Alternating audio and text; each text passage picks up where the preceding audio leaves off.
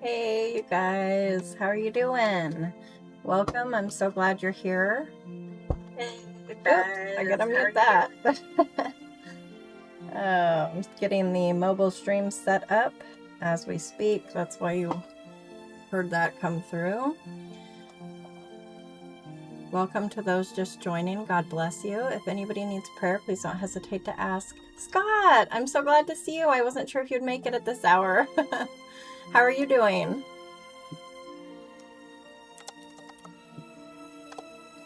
And we will get going here in just a moment.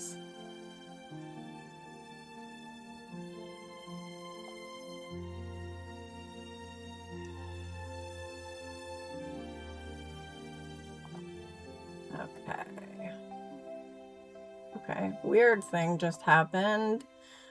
Apparently Chrome has a new thing where you can split tabs within a tab. What is this? I don't want it. How do I get it out? Okay, we'll just close that down. How strange. Or maybe I just never came across it. I was just dragging the tab out to make its own new window, and it like glommed onto itself there. Very strange. New to me either way. So welcome to those just coming in.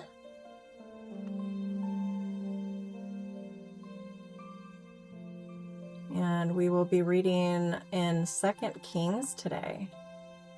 It's weird to say today because usually it's so late that I'm saying tonight. Oh, she did? That sounds fun. Scott, what did you guys do? Happy birthday! Oh my gosh! How did I not know that? Wait, then you have been around for a year? Because I swear I wished you a happy birthday last year. Am I wrong? Either way. Hey Mick, I'm glad you're here too. I'm just opening up the comment section in the other stream so that I make sure I can see what people are saying over there as well. It doesn't look like anybody has joined as yet in that side of the interwebs in that side of the tube. Okay. So now that is set up. Make sure I have it muted so you guys aren't getting blasted. Okay, good. I do need to real quick put up my pinned comment. I was working on a long form video all day. First of all, one of my long form videos, it's saved and then it had, I don't know, some sort of a glitch and was destroyed. And it still says it's over 1 gigabyte and there is data there, but my phone can't do it. Neither can Google Photos, like the cloud. So my son took it onto his computer, but the app or software that could make it seeable puts this big watermark on it. So we had that, and then I started working on another one, and that just took, long form videos take so long. I don't think they call them long form because they are longer than shorts anymore. I think it's just because they take so long to make. Okay, so give me just a second here to get my pinned comment going. All I have to do is go and find it in a file here. And while I'm doing that, I can't see the comments, so I will check when I get back to the screen.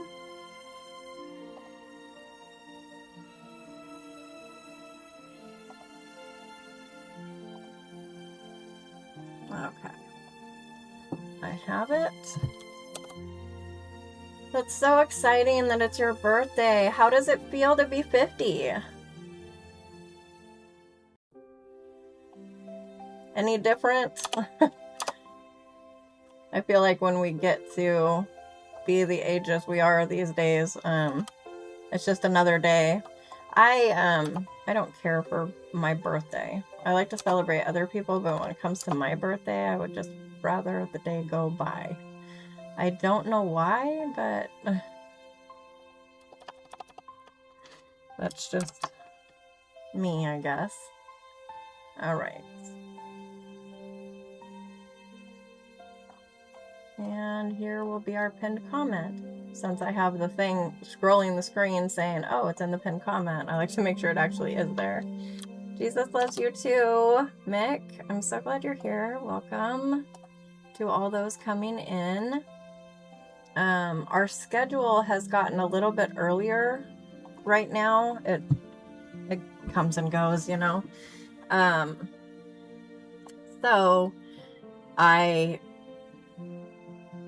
know I'm going to be too tired later to do this, and I didn't want to miss another day of going live. Okay, actually, it looks like the Discord thing has been plopped to the bottom under the new background. So let's bring it up to the top. There.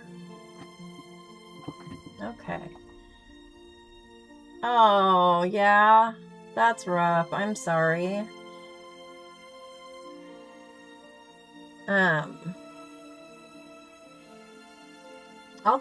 I'll message you about something I wondered if you've tried before that may be beneficial for that. So if I forget, remind me, please.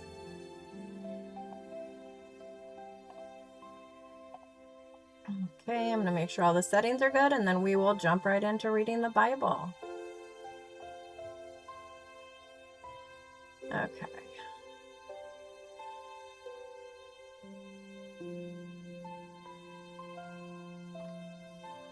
Yeah, settings seem to be good. Except for I just have to check that one that always likes to unclick itself. Okay, so we're good on this one. Now let's check the other one. It likes to say, let me see. Oh, yep, it's not clicked. Like, do any of the following describe your content? And it's all this AI, like, are you making a person do something that they're not actually doing and things like that. And I wish you could just say no on that and make it a static no. Because unless we're talking about my little PNG tuber character there, Mama Church, which is not AI. My son drew it and animated it. Other than that, no, I don't make anything look like it's doing something it oughtn't be. That wouldn't be right or good, would it? Okay. There. Now our settings are all set up and good. Yeah. You know what it reminds me of? I know when my head gets a little bit like that, it's probably not quite the same, but... Oh, excuse me. It reminds me of this episode that I watched when I was very young. Of Buffy the Vampire Slayer. I don't know if you guys ever watched that. But there was this one episode where she could hear everybody's thoughts, and it was just like all this noise, and I have felt like that. Only it's my own head, I'm not hearing anybody else's thoughts. It gets to be a lot, so I know that you are just really struggling with that, and I'm so sorry, honey. Let me pray for you now. Father God, I lift Scott up before you today, and I ask that you quiet his mind, Lord. Put your hands on him and heal him. Give him peace and rest from this, Lord. Help him to enjoy his birthday and to have his mind open to hearing your word tonight, Lord, and just help it give him peace and rest. And we thank you in Jesus' name. Amen. I hear and see people's faces all day long. I'm sort of used to it as I just ignore it if I can, but it's frustrating. Yeah, I imagine that's just so awful, especially to be dealing with it all the time. You feel old. I'm scrolling back in the comments that I missed. I'm so glad that your mom took you out, though. Did you have a good meal and everything? Avery's birthday is coming up in, less than a week now. So he said he wanted chicken parmesan and a bunch of Caesar salad and garlic bread. You're welcome, of course.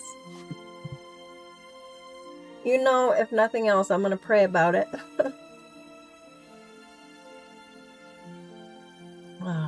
Okay. Oh, I need to get rid of one of my lights here because it's making my screen hard to read. Oh, where's my controller? There it is. We got it. Okay. Let me just take a drink real quick, and we're going to read.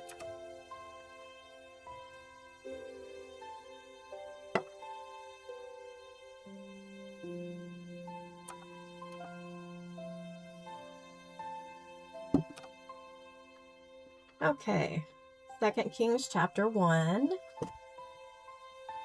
If anybody needs prayer, please don't hesitate to ask. Please hit like and subscribe, and if you could or know anybody that would like to hear the word or needs to hear the word, feel free to share as well. And here we go. Now Moab revolted against Israel after the death of Ahab. And Ahaziah fell through the lattice in his upper chamber, which was in Samaria, and became ill. So he sent messengers and said to them, Go, inquire of Beelzebub, the god of Ekron, whether I will live from this sickness. But the angel of Yahweh said to Elijah the Tishbite, Arise, go up to meet the messengers of the king of Samaria, and say to them, Is it because there is no God in Israel that you are going to inquire of Beelzebub, the god of Ekron? Now therefore thus says Yahweh, You shall not come down from the bed where you have gone up, but you shall surely die. Then Elijah departed. So the messengers returned to him, and he said to them, Why have you returned? And they said to him, A man came up to meet us and said to us, Go, return to the king who sent you, and say to him, Thus says Yahweh, Is it because there is no God in Israel that you are sending to inquire of Beelzebub, the god of Ekron? Therefore you shall not come down from the bed where you have gone up, but shall surely die. And he said to them, What kind of man was he who came up to meet you and spoke these words to you? And they said to him, He was a hairy man with a leather girdle girded about his loins. And he said, It is Elijah the Tishbite. Then the king sent to him a commander of 50 with his 50. And he went up to him, and behold, he was sitting on the top of the hill. And he said to him, O man of God, the king says, come down. And Elijah answered and spoke to the commander of 50, If I am a man of God, let fire come down from heaven and consume you and your 50. Then the fire came down from heaven and consumed him and his 50. So he again sent to him another commander of 50 with his 50, and he answered and spoke to him, O man of God, thus says the king, come down quickly. And Elijah answered and spoke to them, If I am a man of God, let fire come down from heaven and consume you and your 50. Then the fire of God came down from heaven and consumed him and his 50. So he again sent the commander of a third 50 with his 50. Then the third commander of 50 went up and came and bowed down on his knees before Elijah, and he begged him and said to him, O man of God, please let my life and the lives of these 50 servants of yours be precious in your sight. Behold, fire came down from heaven and consumed the first two commanders of 50 with their 50s, but now let my life be precious in your sight. Then the angel of Yahweh spoke to Elijah, Go down with him, do not be afraid of him. So he arose and went down with him to the king. Then he spoke to him, Thus says Yahweh, because you have sent messengers to inquire of Beelzebub, the god of Ekron, is it because there is no God in Israel to inquire of his word? Therefore you shall not come down from the bed where you have gone up, but shall surely die. So Ahaziah died according to the word of Yahweh which Elijah had spoken.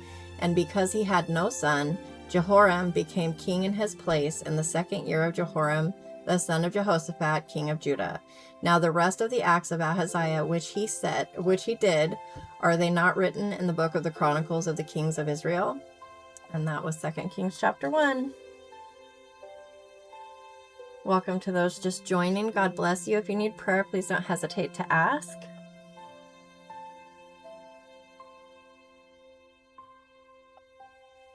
Well, bald is what you like to be, isn't it? That's how you like your hair, right?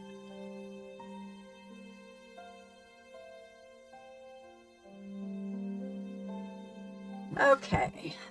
So, 2 Kings. Oh, I'm going to yawn again. Excuse me, please. I'm so sorry. I feel like I make a lot of noise on here sometimes. What do you guys think of that background? I can't tell if maybe it doesn't look like the stream is super duper quality. It looks faded out and stuff, but yeah. Well, there's nothing wrong with gray hair. It's a hoary head, that's what the Bible says, and it's a good thing. I have plenty of silver in mine, that's for sure. So 2 Kings chapter 2. Now it happened when Yahweh was about to take up Elijah by a whirlwind to heaven that Elijah went with Elisha from Gilgal. And Elijah said to Elisha, Stay here, please, for Yahweh has sent me as far as Bethel. But Elisha said, As Yahweh lives and as your soul lives, I will not forsake you. So they went down to Bethel. Then the sons of the prophets who were at Bethel came out to Elisha and said to him, Do you know that Yahweh will take away your master from over you today? And he said, Yes, I know. Be silent. And Elijah said to him, Elisha, please, and I still don't know if it's Elisha. I know some people pronounce it that way, but I'm going to go with Elisha. Please stay here, for Yahweh has sent me to Jericho. But he said, As Yahweh lives and as your soul lives, I will not forsake you. So they came to Jericho. Then the sons of the prophets who were at Jericho approached Elisha and said to him, Do you know that Yahweh will take away your master from over you today? And he answered, Yes, I know. Be silent. Then Elijah said to him, Please stay here, for Yahweh has sent me to the Jordan. And he said, As Yahweh lives and as your soul lives, I will not forsake you. So the two of them went on. Now 50 men of the sons of the prophets went and stood opposite them at a distance, but the two of them stood by the Jordan. And Elijah took his mantle and folded it together and struck the waters, and they were divided here and there, so that the two of them crossed over on dry ground. Now it happened when they crossed over that Elijah said to Elisha, Ask what I shall do for you before I am taken from you. And Elisha said, Please let a double portion of your spirit be upon me. And he said, You have asked a hard thing. Nevertheless, if you see me when I am taken from you, it shall be so for you, but if not, it shall not be so. As they were going along and talking, behold, there appeared a chariot of fire and horses of fire, and it separated the two of them. And Elijah went up by a whirlwind to heaven. And Elisha was seeing this, and he was crying out, my father, the chariots of Israel and its horsemen. And he saw Elijah no more. Then he took hold of his own clothes and tore them in 2 pieces.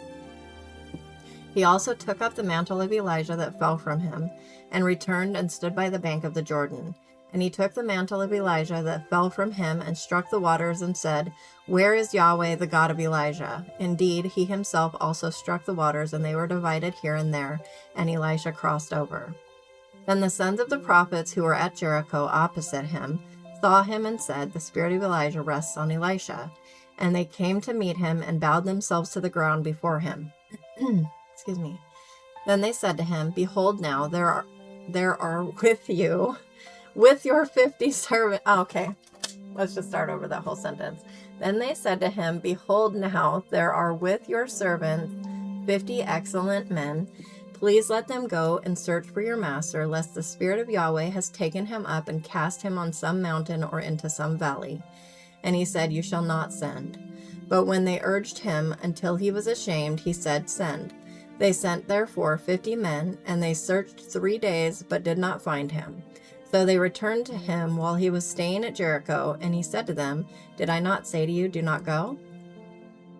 Then the men of the city said to Elisha, behold, now the habitat of this city is pleasant, as my Lord sees, but the water is bad, and the land is unfruitful. And he said, bring me a new jar and put salt in it. So they brought it to him. And he went out to the spring of water and threw salt in it, and said, thus says Yahweh, I have purified these waters. There shall not be from their death or barrenness any longer. So the waters have been purified to this day, according to the word of Elisha, which he spoke. Then he went up from there to Bethel, and as he was going up by the way, young boys came out from the city and mocked him. Scott, I was kind of chuckling when you said you were bald, because this was coming up. Young boys came out from the city and mocked him and said to him, go up, you bald head. Go up, you bald head. I love you, Scott. I'm just being silly. You just shave your hair. At any rate, there's nothing wrong with being bald. With all this hair bugging me right now, I might like it for a while. Then he looked behind him, and this is a good part, which is kind of twisted of me to say, but then he looked behind him and saw them, and he cursed them in the name of Yahweh. Then 2 female bears came out of the woods and tore up 42 lads of their number. And he went from there to Mount Carmel, and from there he returned to Samaria. And that was 2 Kings chapter 2. You like it, Mick? Yeah. Oh, you both do? You know what, though? It's, as you can see, not many people seem to come. The earlier in the day it is. But I try to occasionally do daytime streams and stuff like that, just to see if I can, reach more people, because that's what I'm here to do. But apparently there just aren't any or many with ears to hear, especially early in the morning. My Good Friday stream was a complete bust. Literally nobody came. The only views I had were from Kenneth as he was checking the volume for me. It was pretty sad.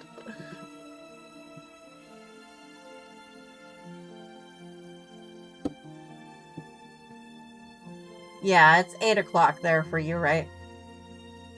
I think you're 3 hours ahead of me. It's like almost 8:30 there now. Yeah, it is kind of subdued. Is the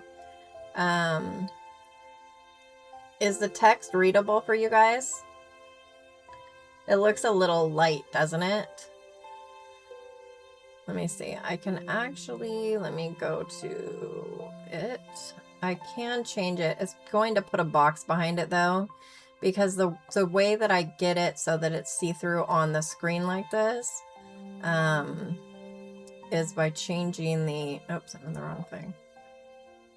Is by changing the colors in the filters I have. So I do color correction.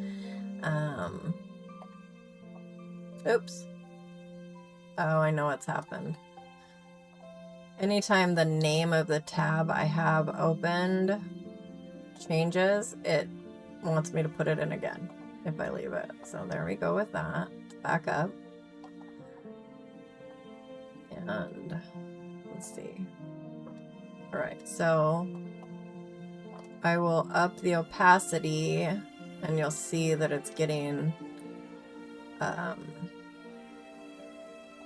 box behind it, and then I'll turn down the brightness.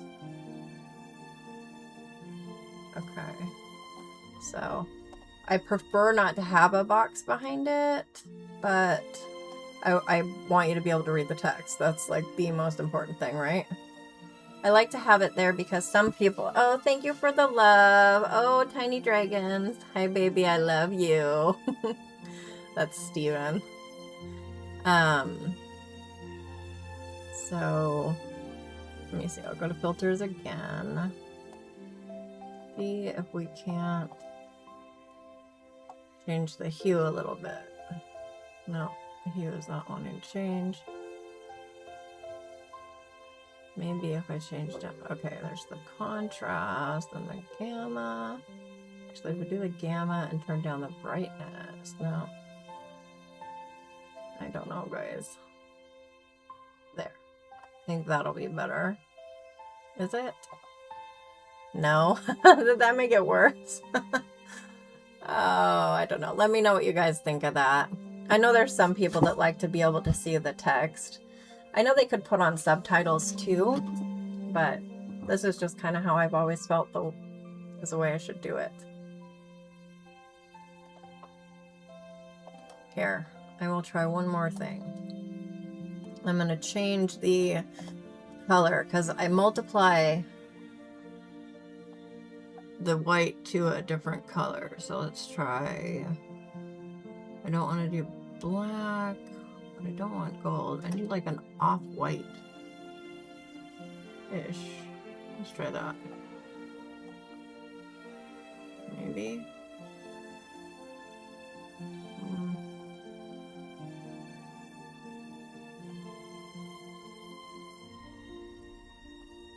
Yeah.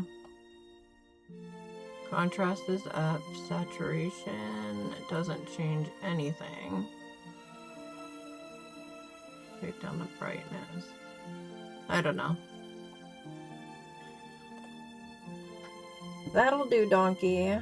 Except for I'm going to take and I'm going to move it down a little bit so it's not blocking the verses from above. Okay, and we will center horizontally. Put up just a wee bit. There.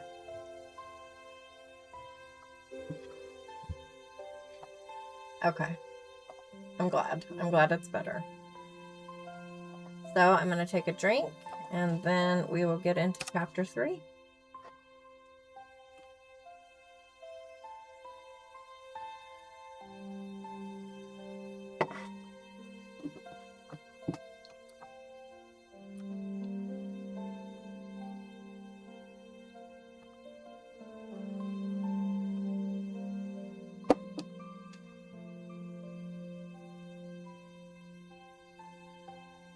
Yeah, the vertical streams only had 3 views. I think it was Mick and Steven. Maybe Mick twice. I don't know what the deal is. YouTube is finicky. Okay. So 2 Kings chapter 3. Now Jehoram the son of Ahab became king over Israel at Samaria in the 18th year of Jehoshaphat king of Judah, and reigned 12 years. And he did what was evil in the sight of Yahweh. Are we surprised, guys? Though not like his father and his mother, and he took away the sacred pillar of Baal, which his father had made, which is good. That's good. Nevertheless, he clung to the sins of Jeroboam the son of Nebat, which he made Israel sin. He did not turn away from them. Now, Mesha, king of Moab, was a sheep breeder and used to pay the king of Israel 100,000 lambs and the wool of 100,000 rams. But it happened that when Ahab died, the king of Moab rebelled against the king of Israel. And King Jehoram went out of Samaria at that time and mustered all Israel. Then he went and sent word to Jehoshaphat the king of Judah, saying, "The king of Moab has rebelled against me. Will you go with me to fight against Moab?" And he said, "I will go up. I am as you are, my people as your people, my horses as your horses." And he said, "Which way shall we go up?" And he answered, "The way of the wilderness of Edom." So the king of Israel went with the king of Judah and the king of Edom, and they went around on a 7 days' journey, and there was no water for the camp or for the cattle that followed them. Then the king of Israel said, "Alas, for Yahweh has called these 3 kings to give them into the hand of Moab." But Jehoshaphat said, "Is there not a prophet of Yahweh here, that we may inquire of Yahweh by him?" And one of the kings of Israel's servants answered and said, "Elisha, the son of Shaphat, is here, who used to pour water on the hands of Elijah." And Jehoshaphat said, "The word of Yahweh is with him." So the king of Israel and Jehoshaphat and the king of Edom went down to him. Now Elisha said to the king of Israel, "What do I have to do with you? Go to the prophets of your father and to the prophets of your mother." And the king of Israel said to him, "No, for Yahweh has called these 3 kings together to give them into the hand of Moab." And Elisha said, "As Yahweh of hosts lives, before whom I stand, were it not that I regard the presence of Jehoshaphat the king of Judah, I would not look at you nor see you. So now bring me a musician." And it came about when the musician played that the hand of Yahweh came upon him. And he said, "Thus says Yahweh, make this valley full of trenches. For thus says Yahweh, you shall not see wind, nor shall you see rain, yet that valley shall be filled with water, so that you shall drink, both you and your livestock and your cattle. And this is but a light thing in the sight of Yahweh. He will also give the Moabites into your hand. Then you shall strike every fortified city and every choice city, and fell every good tree, and stop all springs of water, and mar every good piece of land with stones." Then it happened in the morning, about the time of offering the sacrifice, that behold, water came by the way of Edom, and the country was filled with water. Now all the Moabites heard that the kings had come up to fight against them, and they summoned all who were able to put on armor and older, and they stood on the border. Then they rose early in the morning, and the sun shone on the water, and the Moabites saw the water opposite them as red as blood. Then they said, "This is blood. The kings have surely fought together, and they have struck down one another. So now Moab to the spoil." So they came to the camp of Israel, and the Israelites arose and struck the Moabites. So they fled before them, and they went forward into the land, striking down the Moabites. Thus they tore down the cities, and each one threw a stone on every piece of good land and filled it. And they stopped all the springs of water and felled all the good trees, until in Kir Hareseth they let its stones remain. However, the slingers went about it and struck it. Then the king of Moab saw that the battle was too strong for him. So he took with him 700 men who drew swords to break through the king of Edom, but they could not. So he took his oldest son, who was to reign in his place, and offered him as a burnt offering on the wall. And there came great wrath against Israel, and they set out from him and returned to their own land. And that was 2 Kings chapter 3.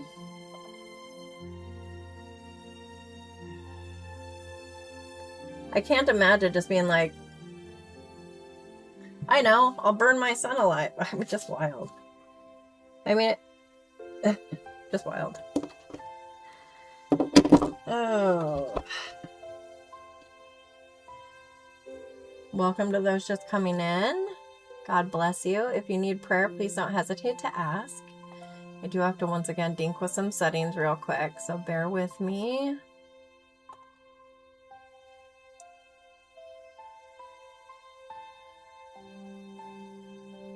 Let me see.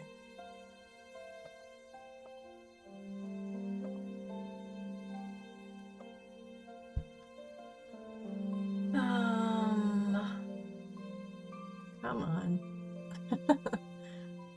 Hear me talking out loud, or thinking out loud, I mean. Okay.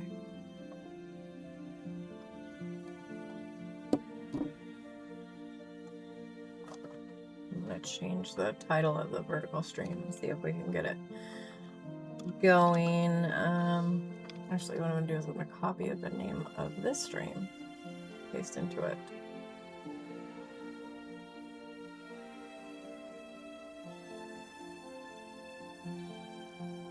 So, what's been up with you, Mick? Have you had a good day? It looks like my hotspot, for some reason it disconnected. The computer disconnected from it. So I'm reconnecting that. Okay, here we go. I have changed the name of the live.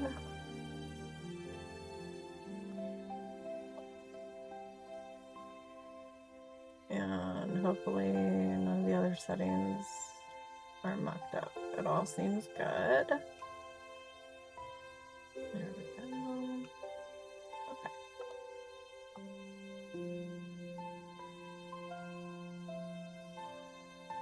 Okay, now I will take a drink and we will read chapter 4.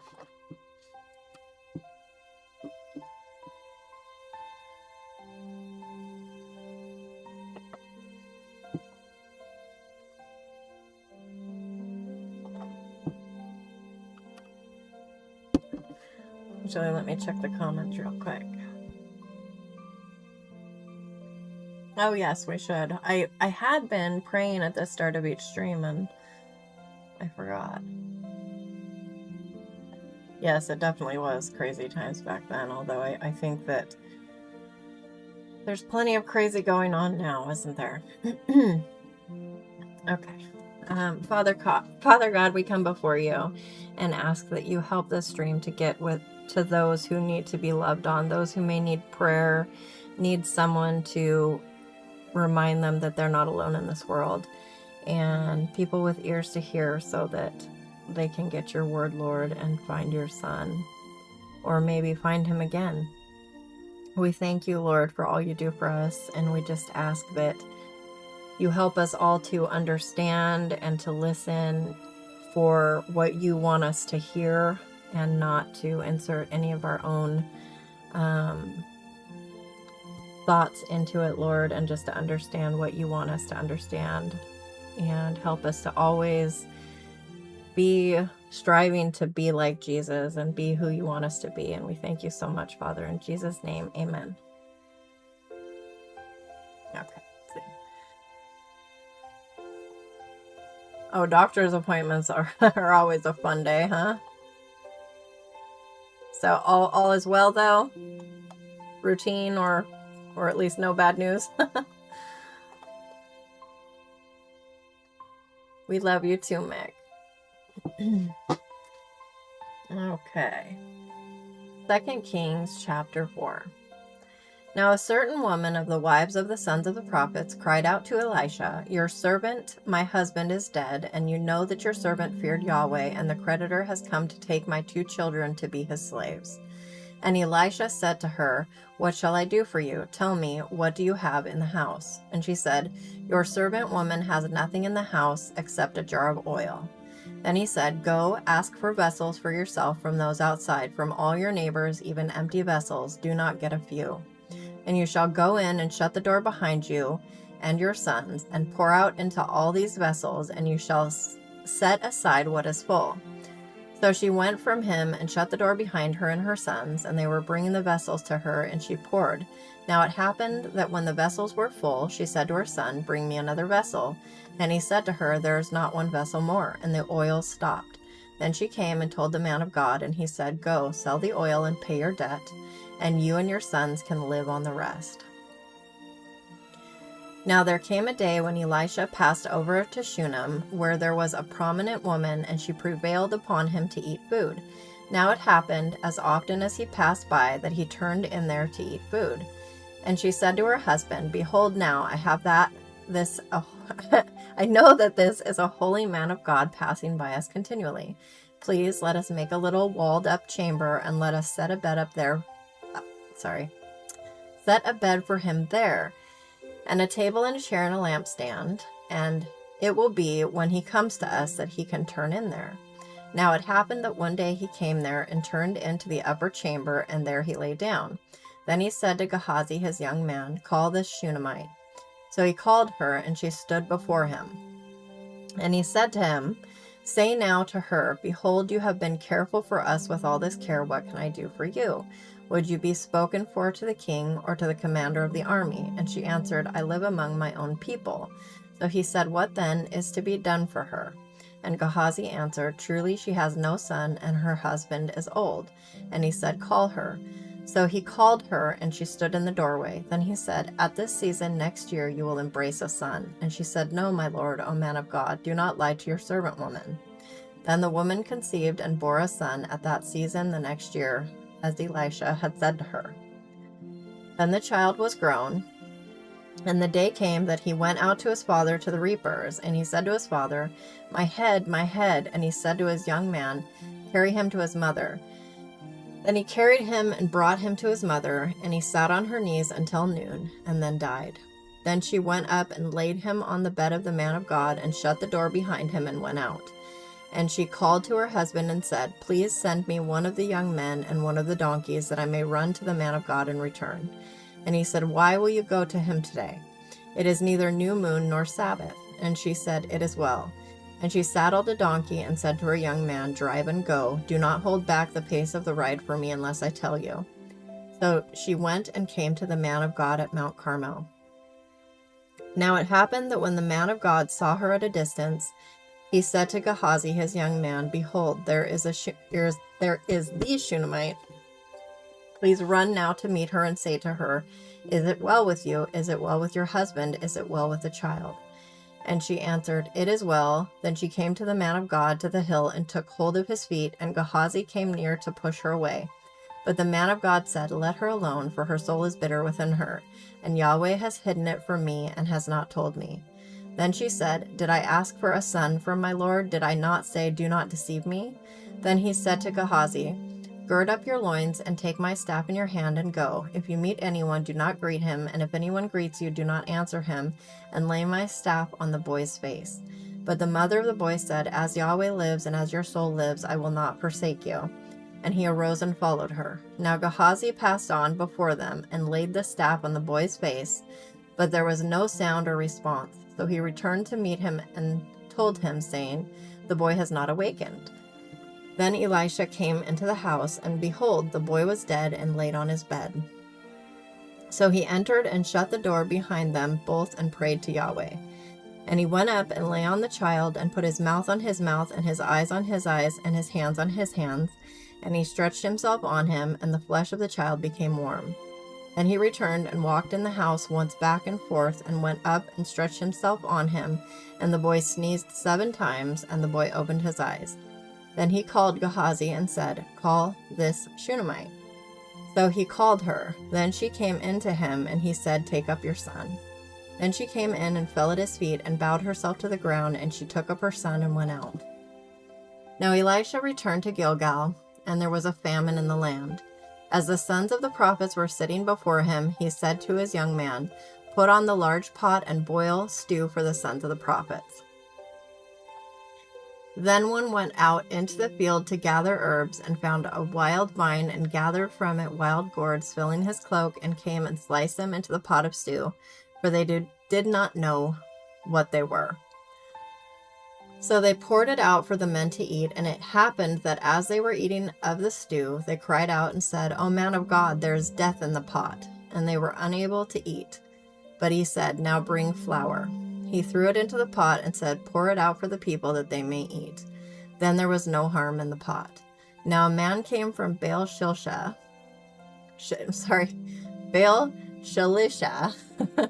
and brought the man of God bread of the first fruits, 20 loaves of barley, and fresh ears of grain in his sack. And he said, give them to the people that they may eat. And his attendant said, What will I give this before 100 men? But he said, give them to the people that they may eat. For thus says Yahweh, they shall eat and have some left over. So he gave it before them, and they ate and had some left over, according to the word of Yahweh. And that was 2 Kings chapter 4. Yeah, it is. But I've read this. I knew what was coming. But I always immediately feel I always forget, is it sympathy or empathy? It's empathy when you know you know what it feels like, right? Whatever. I always feel for the parent because I know what it's like to lose a child. I know you understand that too, Scott. Okay, good. I'm glad, Mick, that it was just a follow-up. Okay. I feel like I need to catch my breath for a second.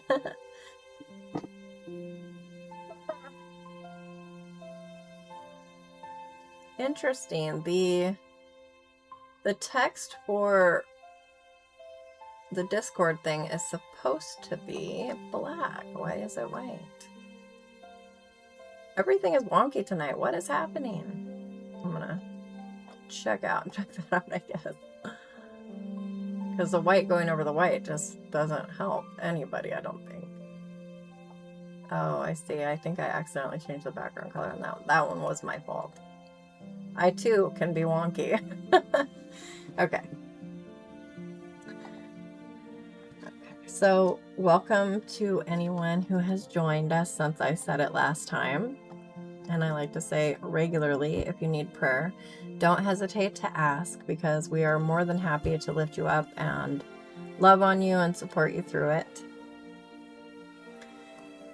So I'm going to take a drink and then we will carry on into chapter 5. We're just cruising along, aren't we? We're only 45 minutes in, and it took a few minutes to get actually going, and we've already read 4 chapters.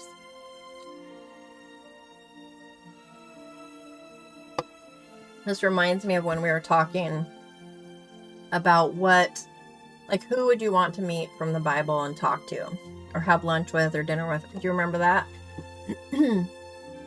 And later on, I thought of Elisha, and I'm thinking, that's who I want to talk to. You know, everybody is like, oh, Elijah or Peter or, you know, whoever. Because it's, you know, Jesus doesn't count, they say. You can't pick Jesus for this. And I thought of Elisha. I'm thinking, that's who I would want to talk to, because he had, how did he put it? Basically a double portion of the spirit of Elijah is on Elisha, right? So that's pretty wild.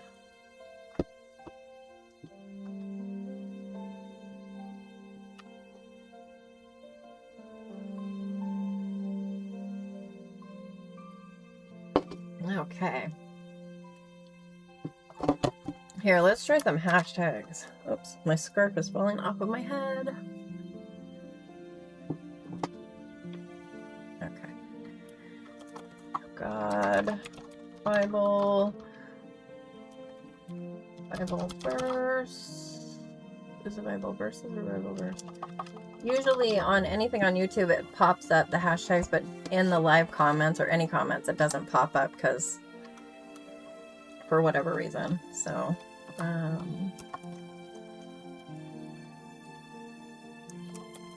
word, by faith. Well, yeah, meeting anybody. Celebs.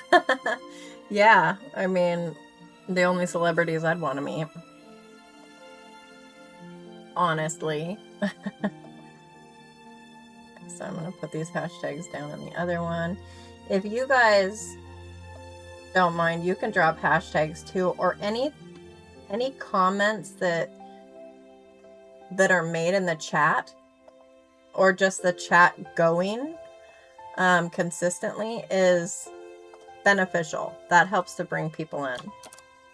That's why I usually try to type comments, but if I'm doing that instead of reading, it's kind of taking away from things. You don't have to do hashtags, but if you just talk, you know, it keeps track of how much is going on in the chat and decides if it thinks you're good enough to be pushed out.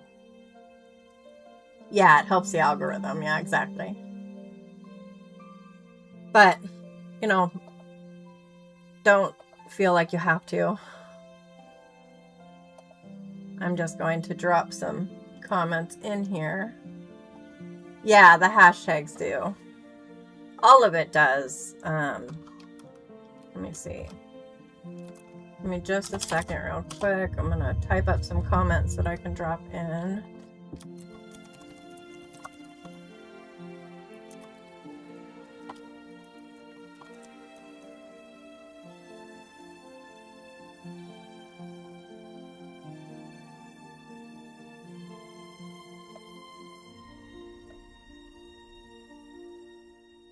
Okay.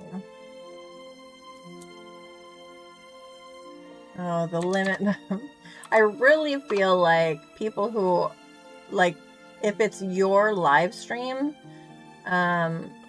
you shouldn't have to have the 200 limit.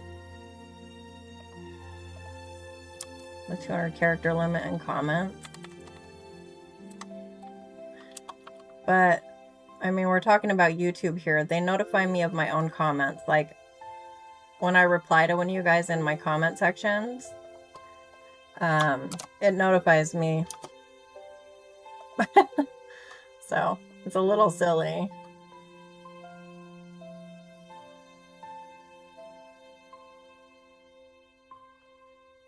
Okay.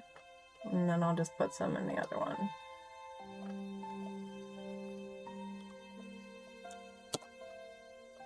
And this is why I don't like stopping to do it, because I know you guys don't want to listen to me doing the, you know, the sort of behind the scenes stuff.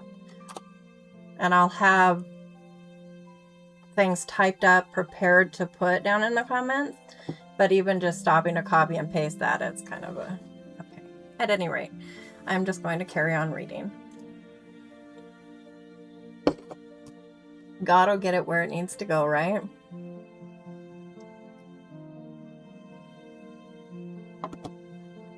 Second Kings chapter 5.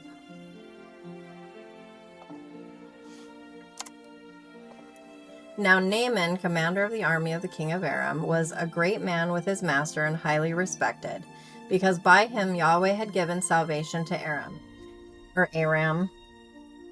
The man was also a mighty man of valor, but he was a leper. Now the Arameans had gone out in marauding bands and had taken captive a little girl from the land of Israel, and she waited on Naaman's wife. And she said to her mistress, I wish that my master were before the prophet who is in Samaria. Then he would cure him of his leprosy. Then Naaman went in and told his master, saying, Thus and thus spoke the little girl who is from the land of Israel.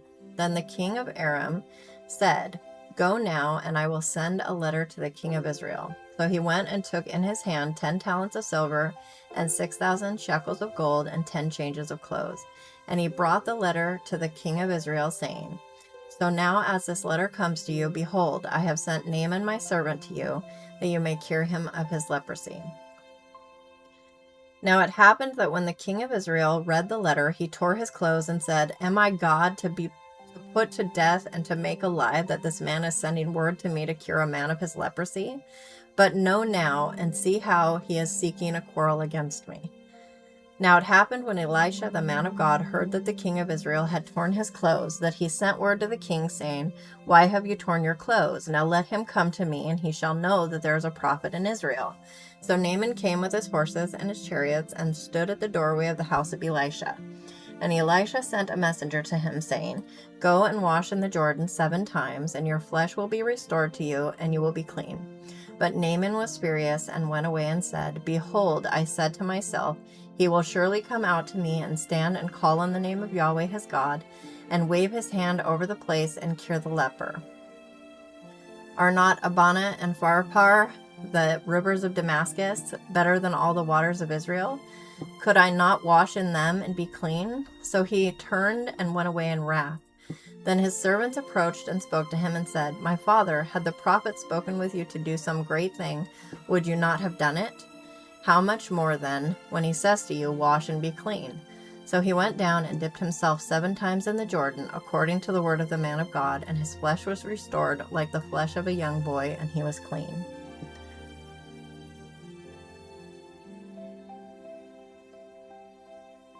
Oh no!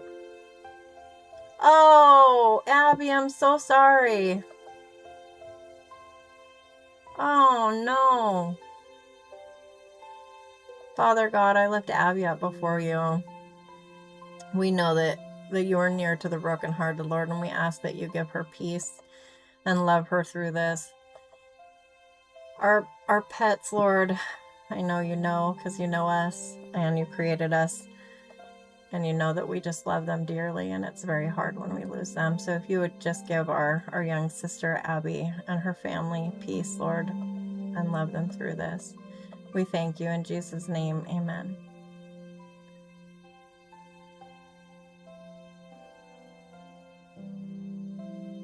Uh-oh.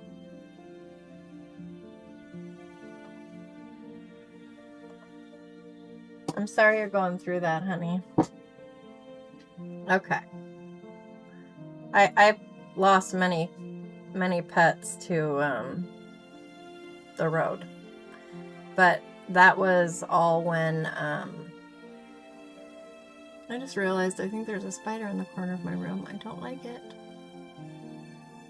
I don't like it at all. My dad made us keep the cats outside when we were kids, and we lost many that way. So now I don't do the outdoor cat thing. Then he returned to the man of God with all his camp, and came up and stood before him and said, Behold, now I know that there is no God in all the earth but in Israel, so now please take a blessing from your servant. But he said, As Yahweh lives, before whom I stand, I will take nothing. And he urged him to take it, but he refused. So Naaman said, If not, please let your servant at least be given 2 mules' load of earth. For your servant will no longer offer burnt offering, nor will he sacrifice to other gods, but to Yahweh. In this matter, may Yahweh pardon your servant. When my master goes into the house of Rimmon to worship there, and he leans on my hand, and I bow myself in the house of Rimmon, where I bow myself in the house of Rimmon, when I bow myself in the house of Rimmon, Yahweh pardon your servant in this matter. And he said to him, Go in peace. So he went from him some distance. Then Gehazi, the young man of Elisha, the man of God, said to himself, Behold, my master has spared this Naaman the Aramean, but not receiving from his hands what he brought. As Yahweh lives, I will run after him and take something from him. So Gehazi pursued Naaman, and Naaman saw one running after him. So he came down from the chariot to meet him and said, Is all at peace? And he said, All is at peace. My master has sent me, saying, Behold, just now 2 young men of the sons of the prophets have come to me from the hill country of Ephraim. Please give them a talent of silver and 2 changes of clothes. Then Naaman said, Be pleased to take 2 talents. And he urged him and bound 2 talents of silver in 2 bags with 2 changes of clothes, and gave them to 2 of his young men, and they carried them before him. So he came to the hill, and he took them from their hands and deposited them in the house. Then he sent the men away, and they departed. But he came in and stood before his master, and Elisha said to him, Where have you been, Gehazi? And he said, Your servant went nowhere. Then he said to him, Did not my heart go with you when the man turned from his chariot to meet you? Is it a time to receive money and to receive clothes and olive groves and vineyards and sheep and oxen and male and female slaves? Thus the leprosy of Naaman shall cling to you and to your seed forever. So he went out from his presence, a leper as white as snow. And that was 2 Kings chapter 5.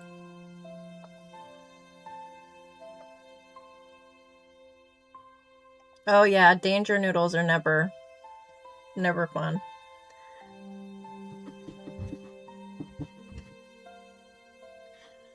I didn't mind, growing up, my room was a refurbished basement. We had huge wolf spiders, giant things.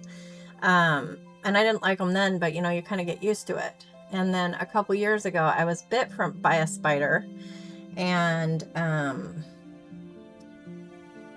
it didn't heal for like 9 months or something, and it's still just like this wound on my legs, or it's a healed scar basically, but it's like dented in, and my mom, before that, years and years ago, she was bit by a brown recluse spider and had to have, I don't know if it was like 1.5 inches or 2 inches deep cut out of her foot, and had to have skin grafts and everything. So yeah, spiders are not my friends. Kenneth, though, he likes all sorts of insects and bugs. And so if I see a spider or anything, I just say, Kenneth, you have a visitor. Or I'll say, Kenneth, what did I tell you about inviting friends over when I don't know about it? It's this big joke around here. I don't know what you mean by you're between 4 lives. What does that mean? Are you telling me you're watching 4 at a time? That sounds like hell on earth to me. I don't want to be listening to that many voices going on.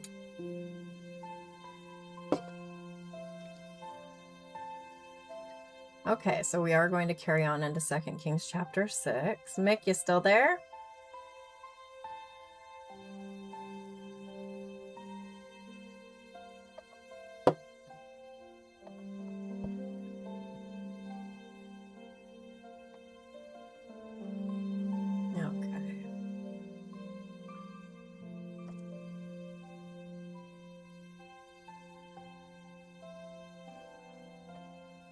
Okay. 2 Kings chapter 6.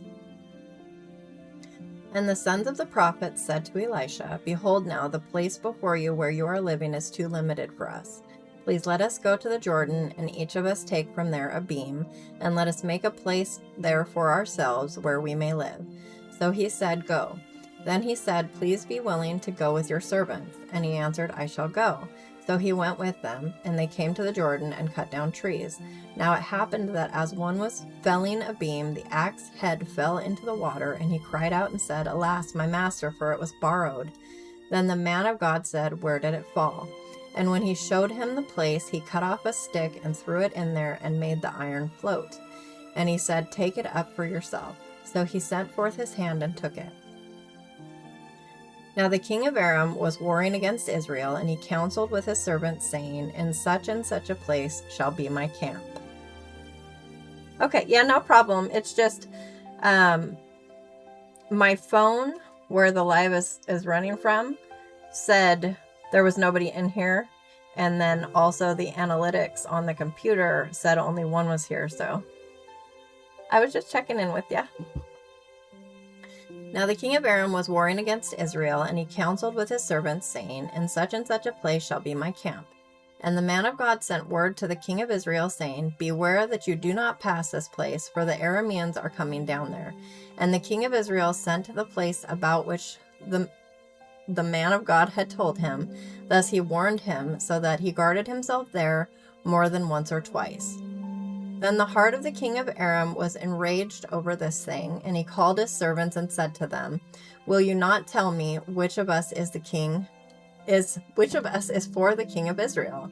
And one of his servants said, No, my lord, O king, but Elisha the prophet who is in Israel tells the king of Israel the words that you speak in your bedroom. So he said, Go and see where he is, that I may send and take him. And it was told to him, saying, Behold, he is in Dothan. So he sent horses and chariots and a heavy military force there, and they came by night and surrounded the city. Then the attendant of the man of God arose early and went out, and behold, a military force with horses and chariots was all around the city. And his young man said to him, Alas, my master, what shall we do? So he said, Do not fear, for those who are with us are more than those who are with them. Then Elisha prayed and said, O Yahweh, I pray, open his eyes that he may see. And Yahweh opened the eyes of the young man, and he saw, and behold, the mountain was full of horses and chariots of fire all around Elisha. And they came, I love that part, I'm just getting excited. And they came down to him, and Elisha prayed to Yahweh and said, Strike this people with blindness, I pray. So he struck them with blindness according to the word of Elisha. Then Elisha said to them, This is not the way, and this is not the city. Walk after me, and I will walk you over to the man whom you seek. And he walked them over to Samaria. Now it happened that when they had come into Samaria, Elisha said, O Yahweh, open the eyes of these men, that they may see. So Yahweh opened their eyes, and they saw, and behold, they were in the midst of Samaria. Then the king of Israel, when he saw them, said to Elisha, My father, shall I strike them down? Shall I strike them down? And he said, You shall not strike them down. Would you strike down those you have taken captive with your sword and with your bow? set bread and water before them, that they may eat and drink and walk back to their master. So he prepared a great feast for them, and when they had eaten and drunk, he sent them away, and they went to their master. And the marauding bands of Arameans did not come again into the land of Israel. Now it happened afterwards that Ben-Hadad, king of Aram, gathered all his military camp and went up and besieged Samaria. Now there was a great famine in Samaria. And behold, they besieged it until a donkey's head was sold for 80 shekels of silver, and a fourth of a cab of dove's dung for 5 shekels of silver. As the king of Israel was passing by on the wall, a woman cried out to him, saying, Save my lord, O king. He said, If Yahweh does not save you, from where shall I save you? From the threshing floor or from the winepress? And the king said to her, What is the matter with you? And she said, This woman said to me, Give your son, that we may eat him today, and we will eat my son tomorrow. So we boiled my son and ate him. And I said to her on the next day, Give your son, that we may eat him. But she has hidden her son. Now it happened that when the king heard the words of the woman, he tore his clothes. Now he was passing by on the wall, and the people looked, and behold, he had sackcloth beneath on his body. Then he said, May God do so to me and more also, if the head of Elisha the son of Shaphat remains on him today. Now Elisha was sitting in his house, and the elders were sitting with him, and the king sent a man from his presence. But before the messenger came to him, he said to the elders, Do you see how this son of a murderer has sent to take away my head? Look, when the messenger comes, shut the door and hold the door shut against him. Is not the sound of his master's feet behind him? While he was still speaking with them, behold, the messenger came down to him, and he said, Behold, this evil is from Yahweh. Why should I wait for Yahweh any longer?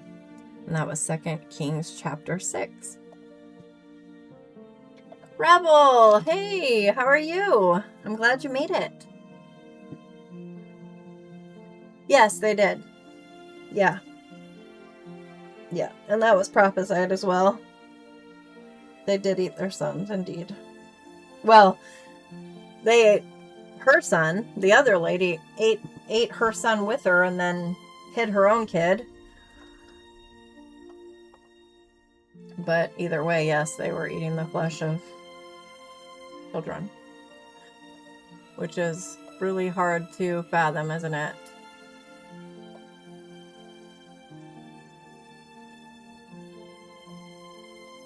It's kind of sobering. But they were, in this case, they were starving. But in other cases, you know, when they make them pass through the fire and stuff like that, it's to appease gods that don't even exist. Which is wild. Okay, so I'm going to paste some comments down in the chats again.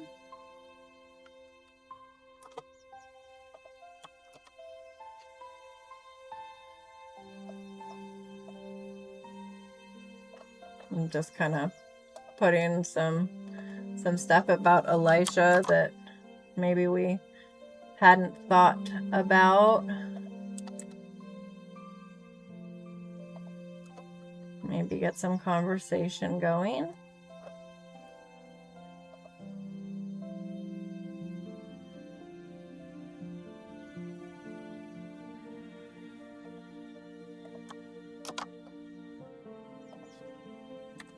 Although, you know, now that I think about it, what I had said earlier, and that's what I always say about those things. It's like, you know, we want to talk to people from the Bible and everything, but and about their experiences, and it's very cool. But especially like with Elisha or Elijah or anything like that, it's all God through them, you know. So we got to make sure that we aren't idolizing them in some way, you know.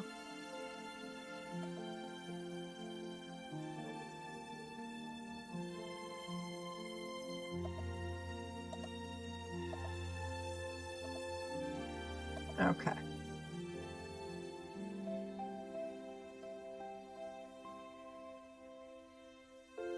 So let me take a drink and then I will carry on reading into chapter 7.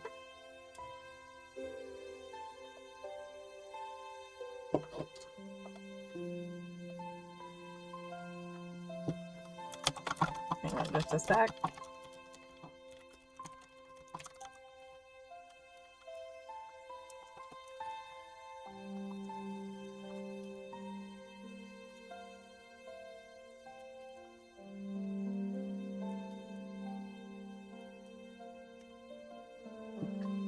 Okay.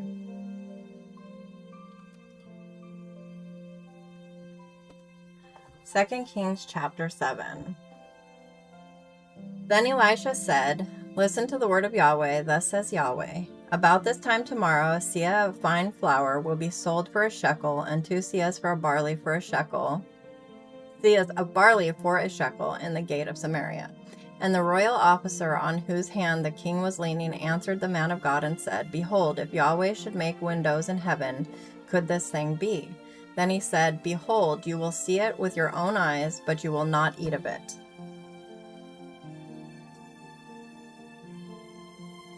Now there were 4 leprous men at the entrance of the gate, and they said to one another, "Why do you sit here until we die? If we say we will enter the city, then the famine is in the city and we will die there. And if we sit here, we die also. So now come and let us go over to the camp of the Arameans. If they spare us, we will live, and if they put us to death, we will die." So they arose at twilight to go to the camp of the Arameans. Then they came to the outskirts of the camp of the Arameans, but behold, there was no one there. Now the Lord had caused the camp of the Arameans to hear a sound of chariots and a sound of horses, even the sound of a great military force, so that they said to one another, "Behold, the king of Israel has hired against the kings of the Hittites and the kings of the Egyptians to come upon us." Therefore they arose and fled in the twilight, and forsook their tents and their horses and their donkeys, even the camp just as it was, and fled for their life. So these lepers came to the outskirts of the camp and entered one tent and ate and drank. Then they carried from there silver and gold and clothes, and they went and hid them. And they returned and entered another tent and carried from there also and went and hid them. Then they said to one another, "We are not doing right. This day is a day of good news, but we are keeping silent. If we wait until morning light, punishment will overtake us. So now, come, let us go and tell the king's household." So they came and called to the gatekeepers of the city, and they told them, saying, "We came to the camp of the Arameans, and behold, there was no one there, nor the voice of man, only the horses tied and the donkeys tied, and the tents just as they were." And the gatekeepers called and told it within the king's household. Then the king arose in the night and said to his servants, "I will now tell you what the Arameans have done to us. They know that we are hungry, therefore they have gone from the camp to hide themselves in the field, saying, 'When they come out of the city, we will capture them alive and get into the city.' And one of his servants answered and said, 'Please, let some men take 5 of the remaining horses which remain in the city. Behold, they will be in any case like all the multitude of Israel who remain in it. Behold, they will be in any case like all the multitude of Israel who have already come to an end. So let us send and see.' They took therefore 2 chariots with horses, and the king sent after the camp of the Arameans, saying, 'Go and see.' Then they went after them to the Jordan, and behold, all the way was full of clothes and equipment, which the Arameans had thrown away in their haste. And the messengers returned and told the king.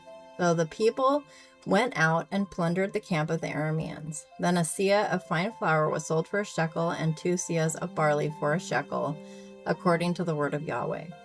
Now the king appointed the royal officer on whose hand he leaned to have charge of the gate, but the people trampled on him at the gate, and he died just as the man of God has spoken, who spoke when the king came down to him. So it happened just as the man of God had spoken to the king, saying, 2 seahs of barley for a shekel, and a seah of fine flour for a shekel will be sold tomorrow about this time at the gate of Samaria. And the royal officer had answered the man of God and said, "Now behold, if Yahweh should make windows in heaven, could such a thing be?" And he had said, "Behold, you will see it with your own eyes, but you will not eat of it." And so it happened to him, for the people trampled on him at the gate and died. And he died. And that was 2 Kings chapter 7. And if you guys wouldn't mind, I need just a moment, but I'm going to put up my little AFK sign, and I will be back in like 1.5, maybe 2 minutes. So bear with me.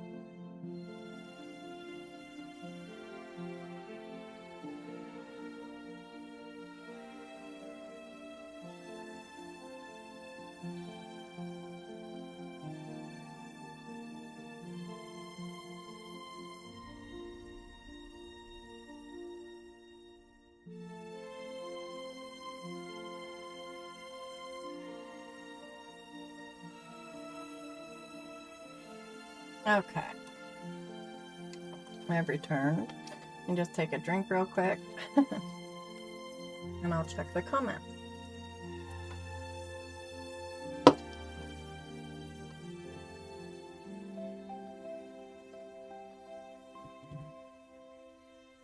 Scott says hello to those in the vertical stream. And Rebel said hi back.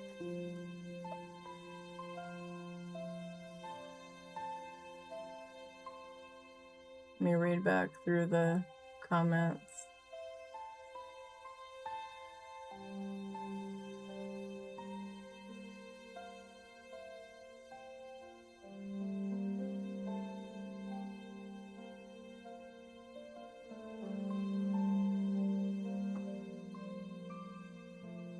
I feel like I'm missing a comment here. Let me scroll back a little bit further.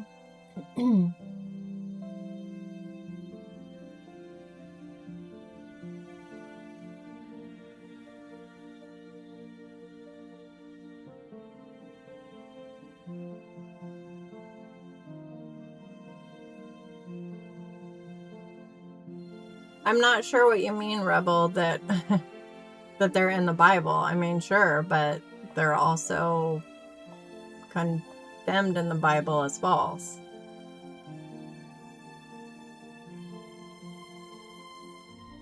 The Bible doesn't teach that they were real gods. It's clear repeatedly that there's just the one true living God. And that people worshipped idols. Let me pull up, let me see, which psalm is it where it's talking about, you know, you made it with your hands and it has eyes that don't see. And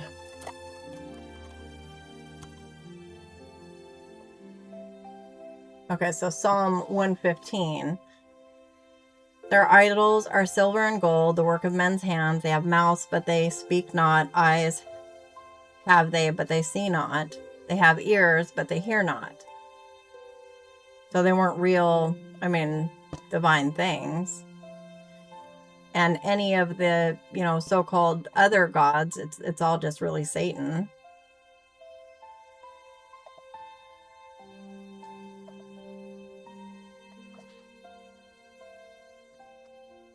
Okay.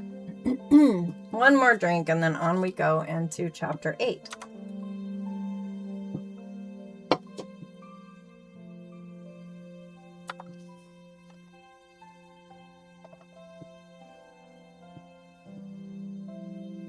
Oh, Rebel's over in both now. Oh, it looks like Mick is too. Okay. So 2 Kings chapter 8. Now Elisha spoke to the woman whose son he had restored to life, saying, Arise and go with your household and sojourn wherever you can sojourn, for Yahweh has called for a famine, and it will even come on the land for 7 years.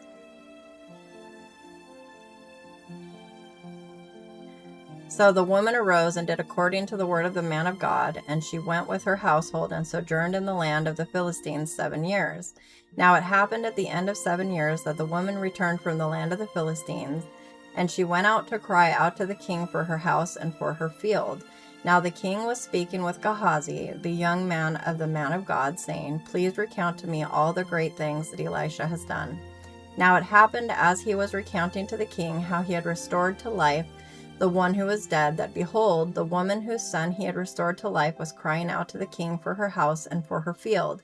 And Gehazi said, My lord, O king, this is the woman, and this is her son, whom Elisha restored to life.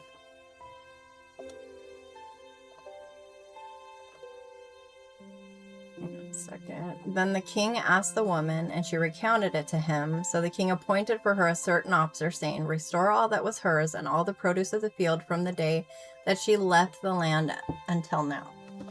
Even until now, sorry.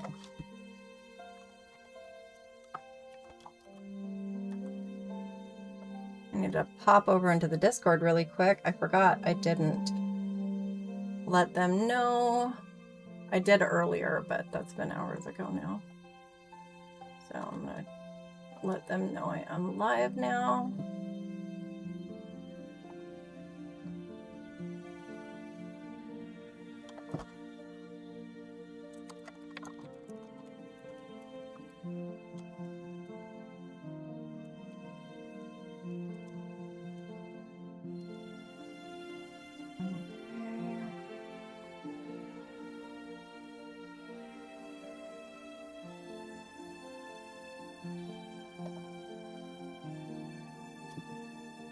Let me see.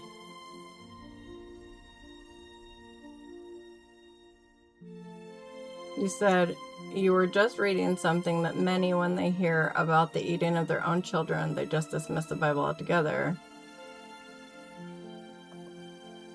So we have to be clear about, I don't know how I wasn't, I don't know how I was unclear. I read what it said in the Bible. They did eat their children. And if people are going to dismiss the Bible because of something the Bible said, I can't, they clearly don't have ears to hear. They're kind of in the wrong place.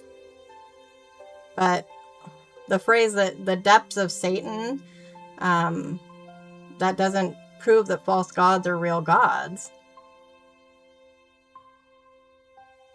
Are you talking about, let me see, is it Revelation 2?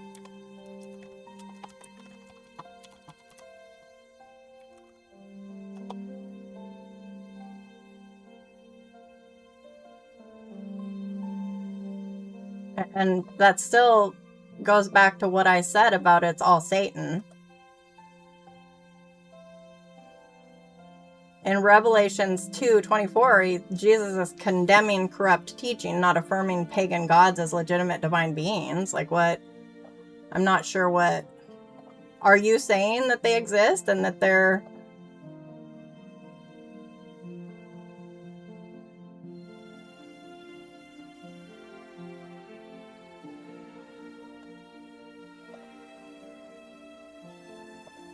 I mean, they're false gods. God condemns it, eating their children. God never asked them to do that.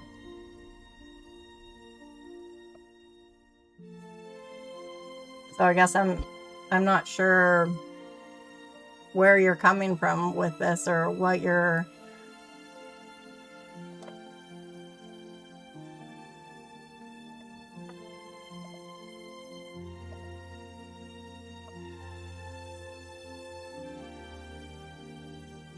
I mean,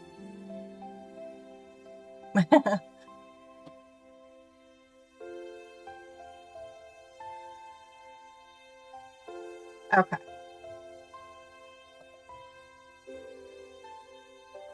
Okay, I'm not sure how I made it unclear. If you could help me out with that, because all I was doing was reading what the Bible said, and then Scott made a comment asking if they do really eat their children, and I explained that yes, they did.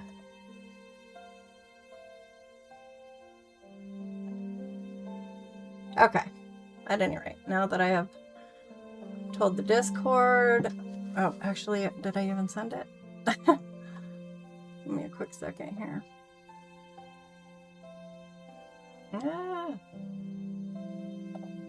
My computer is moving a little bit slow. Bear with me.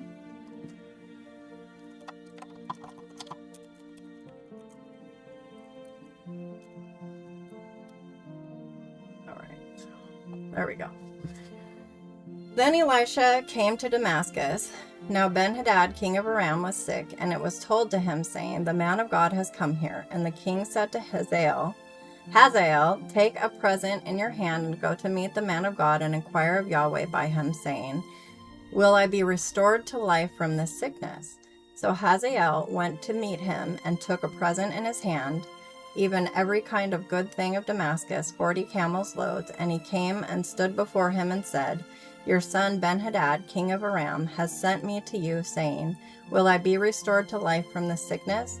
Then Elisha said to him, "Go, say to him, you will surely be restored to life, but Yahweh has shown me that he will certainly die." And he fixed his gaze steadily on him until he was ashamed, and the man of God wept. Then Hazael said, "Why does my Lord weep?" Then he said, "Because I know the evil that you will do to the sons of Israel. Their fortifications you will set on fire, and their young men you will kill with the sword, and their infants you will dash in pieces, and their pregnant women you will rip up." Then Hazael said, "But what is your servant, who is but a dog, that he should do this great thing?" Oh, no worries, Scott. And Elisha answered, "Yahweh has shown me that you will be king over Aram." So he went from Elisha and came to his master, and he said to him, "What did Elisha say to you?" And he said, he said to me that you would surely be restored to life. Now it happened that on the following day he took the cover and dipped it in water and spread it on his face, so he died. And Hazael became king in his place.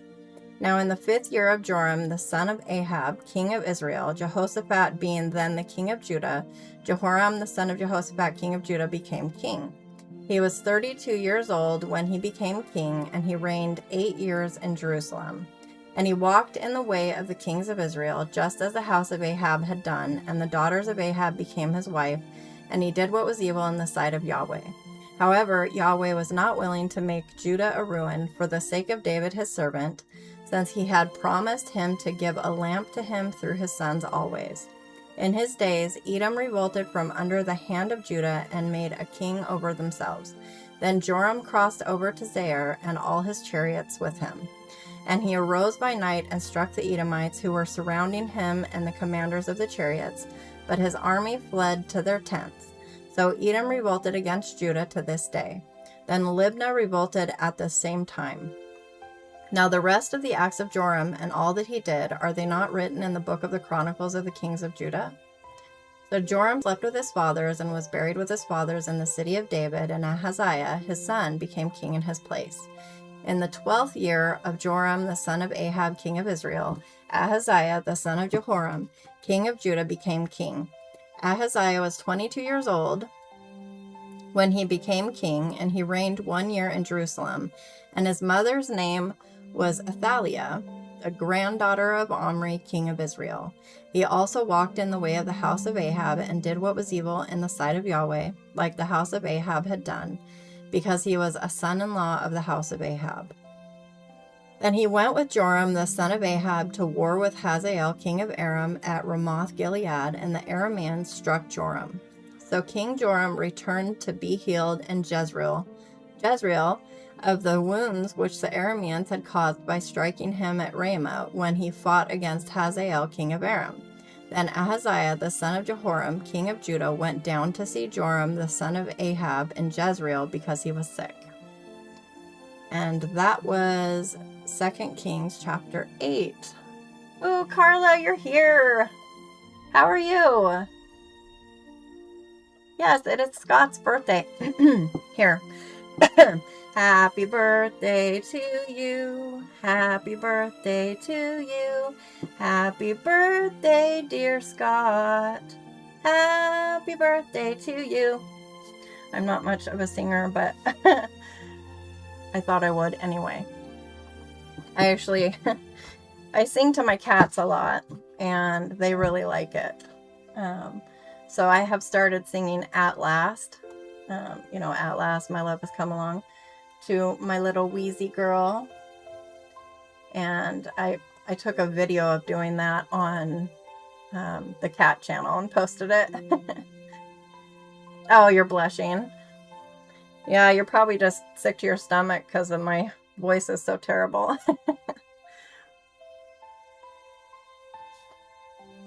I kid. I wish I could come and hang out with you for your birthday or give you a hug or something. We can do so much with the internet, but we still can't give somebody a hug. How easy. Yeah. Do you want to say happy birthday to Scott?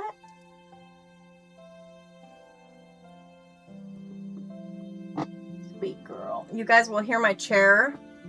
Actually, in one of my long form videos that I just made, it happened and I was like, that was my chair, which always sounds, like an excuse. It's like when your shoe squeaks and then you can't recreate the sound. Hi, Weezy. Coming to say happy birthday to Scott? I don't know if they'll hear you purr through this because of the noise gate. Oh, sweet girl. She gave you a purr. Oh, my darling. Come here. Oh, she's such a sweetheart. Kenneth! There's my guy. Now everybody's finally coming in. God bless each of you and welcome. If you need prayer, please don't hesitate to ask. Oh, Kenny, I think I have a spider in the corner of my room. You're not going to be able to get your friend out of here right now, though, because it's at the corner behind my computers. Or computer screens, I should say. Okay. Oops, Weezy. Uh-oh, she's gonna love on the phone. You don't want to end the stream, do you, my darling? It's like, don't put words in my mouth. I might want to. Actually, I'm going to take a drink real quick, and then we will read chapter 9.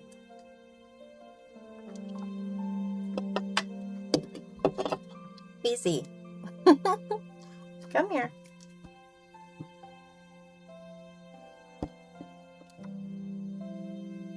Would you like a snack? Here, I'll get you a snack.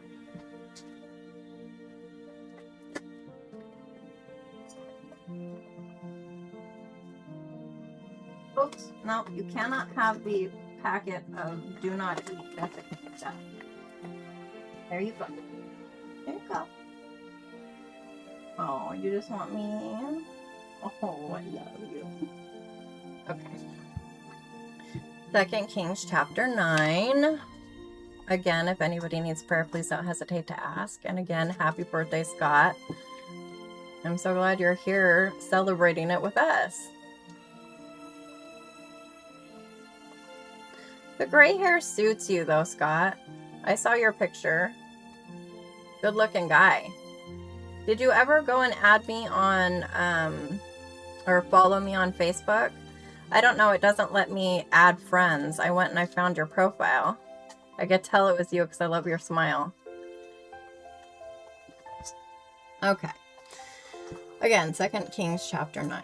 Now Elisha the prophet called one of the sons of the prophets and said to him, "Gird up your loins and take this flask of oil in your hand and go to Ramoth Gilead.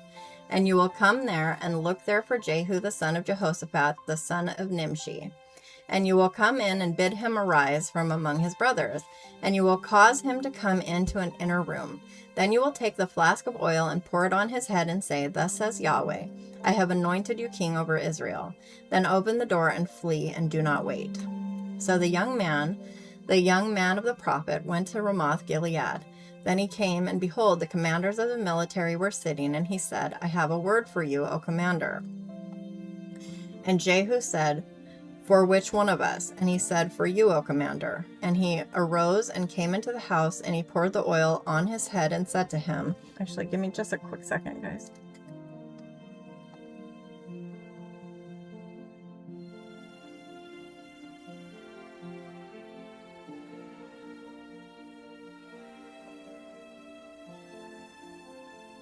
Okay, sorry about that. Make sure I'm unmuted. I've done that before. Okay. And he arose and came into the house, and he poured the oil on his head and said to him, Thus says Yahweh, the God of Israel, I have anointed you king over the people of Yahweh, even over Israel. And you shall strike the house of Ahab your master, that I may avenge the blood of my slaves the prophets, and the blood of all the slaves of Yahweh, at the hand of Jezebel. For the whole house of Ahab shall perish, and I will cut off from Ahab every male person, both bond and free in Israel. Hi, Diddley. Hello. You want to say hello? Yes. We have Carla. Hello, Carla. Ooh, can you say happy birthday to Scott? Happy birthday, Scott. Do you want to sing to him? Happy birthday to you. Happy birthday to you. Happy birthday to Scott. Very good. Happy birthday to you. Yay! And many more. And many more. And Mick is here. And Mick. Say hi, Mick. And Rebel is here. Hi, Rebel. And where's Adam tonight? I know he usually comes later, but doesn't everybody? I hope I'm not forgetting anybody. Did I forget anybody? Oh, Kenny's in here. Hi, Kenny. I think that's it. Okay. Welcome to anybody else who is joining us. He is, isn't he? He has a sweet little voice. He said you're adorable. Yeah. For the whole house of Ahab shall perish, and I will cut off from Ahab every male person, both bond and free in Israel. And I will make the house of Ahab like the house of Jeroboam, the son of Nebat, and like the house of Baasha, the son of Ahijah. And the dogs shall eat Jezebel in the property of Jezreel, and none shall bury her. Then he opened the door and fled. Now Jehu came out to the servants of his master, and one said to him, Is all well? Why did this mad fellow come to you? And he said to them, You know the man and his talk. And they said, It is a lie. Declare it to us now. And he said, Thus and thus he said to me, Thus says Yahweh, I have anointed you king over Israel. Then they hurried, and each man took his garment and placed it under him on the bare steps, and blew the trumpet, saying, Jehu is king. So Jehu the son of Jehoshaphat, the son of Nimshi, conspired against Joram. Now Joram with all Israel was guarding Ramoth Gilead against Hazael king of Aram. But King Joram had returned to be healed in Jezreel of the wounds which the Arameans had struck him with when he fought with Hazael king of Aram. So Jehu said, If this is your mind, then let no one escape or leave the city to go declare it in Jezreel. Then Jehu rode in a chariot and went to Jezreel, for Joram was lying there. Hi, baby girl. Ahaziah, king of Judah, had come down to see Joram. Now the watchman was standing on the tower in Jezreel, and he saw the company of Jehu as he came, and said, I see a company. And Joram said, Take a horseman and send him to meet them, and let him say, Is it peace? So a horseman went to meet him and said, Thus says the king, Is it peace? And Jehu said, What have you to do with peace? Turn behind me. And the watchman declared, saying, The messenger came to them, but he did not return. Then he sent out a second horseman, and he came to them and said, Thus says the king, Is it peace? And Jehu answered, What have you to do with peace? Turn behind me. And the watchman declared, saying, He came up to them, but he did not return. And the driving is like the driving of Jehu the son of Nimshi, for he drives in madness. Then Joram said, Get ready. And they made his chariot ready. Joram king of Israel and Ahaziah king of Judah went out, each in his chariot, and they went out to meet Jehu, and found him in the property of Naboth the Jezreelite. You're probably going to hear Wheezy crunching on her snack. Now it happened that when Joram saw Jehu, he said, "Is it peace, Jehu?" And he answered, "What peace, so long as the harlotries of your mother Jezebel and her sorceries are so many?" So Joram turned about and fled and said to Ahaziah, "There is deception, O Ahaziah." And Jehu drew his bow with his full strength and struck Joram between his arms, and the arrow went through his heart, and he crouched down in his chariot. "My baby, I love you." Mwah. Then Jehu said to Bidkar, his officer, "Lift him up and cast him into the property of the field of Naboth the Jezreelite. For I remember when you and I were riding together after Ahab his father, that Yahweh lifted up his oracle against him. Surely I have seen yesterday the blood of Naboth and the blood of his sons, says Yahweh, and I will repay you in this property, says Yahweh. So now, lift him up and cast him into the property according to the word of Yahweh." And Ahaziah the king of Judah saw this and fled by the way of the garden house. And Jehu pursued him and said, "Strike him down too in the chariot." So they struck him down at the ascent of Gur, which is at Ibleam. But he fled to Megiddo and died there. Then his servants carried him in a chariot to Jerusalem and buried him in his grave with his fathers in the city of David. Now in the 11th year of Joram, the son of Ahab, Ahaziah became king over Judah. Then Jehu came to Jezreel, and Jezebel heard of it, and she painted her eyes and adorned her head and looked out the window. As Jehu entered the gate, she said, "Is it peace, Zimri, your master's killer?" Then he lifted up his face to the window and said, "Who is on my side? Who?" And 2 or 3 officials looked down at him, and he said, "Throw her down." So they threw her down, and some of her blood was sprinkled on the wall and on the horses, and he trampled her underfoot. Then he came in and ate and drank, and he said, "Take care now of this cursed woman, and bury her, for she is a king's daughter." They went to bury her, but they found nothing more of her than the skull and the feet and the palms of her hands.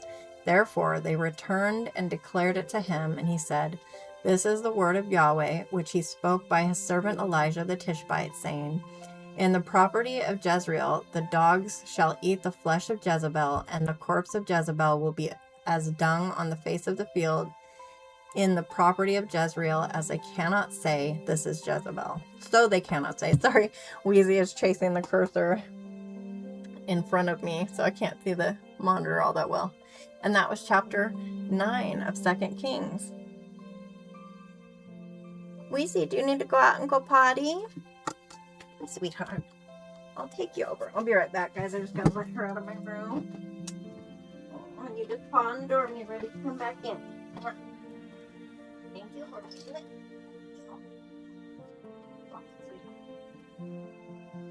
I'll be here. Oh, you want to come in, Daniel? But you have to behave, okay? You want to be a good boy? Okay.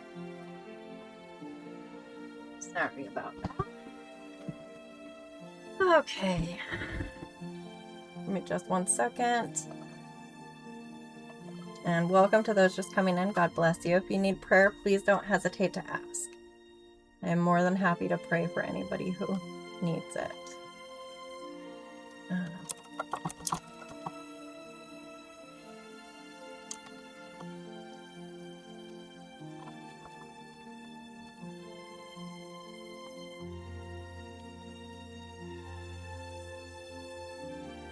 Type something up to remind myself of later. Oh, Abby returned. Who left? Nobody left, I don't think. Scott's here. We had more. Hugo's here! Long time no see. Youngin', how's it going? How's school? Yes, you know I will pray for you. Come here, Daniel. Close your eyes. We're going to pray for Hugo. Father God, I lift my brother Hugo up to you tonight, and I ask that you give him peace as he faces this exam he has to take, Lord. Help him not to have any anxiety over it. Honey, I'm praying. Give me just a second, okay? Help him to remember all that he has learned, Lord, and to absorb more as he studies. And help him to know that whether he gets a good score on paper or not, what really matters is what he actually learns and the lessons that you want him to learn from it, Lord. And we know that you will be with him through it and that he will do well and that you have a plan for his life, Lord. And we thank you for that. And we thank you for Hugo and that he is here tonight or today. We thank you, Father, in Jesus' name. Amen. Okay. You're tired and feeling like Dodo? Let's see, I had 15. Oh, you ate 15 fried mushrooms? Oh my goodness. I'm sorry you're struggling, honey. I had food poisoning from the church potluck. It wasn't too horrible, but it wasn't fun either. Hi, baby. You want to say hi? Hugo is here now, and Abby is here. Hi, Hugo and Abby. Yeah. I'm going to scroll back through the comments.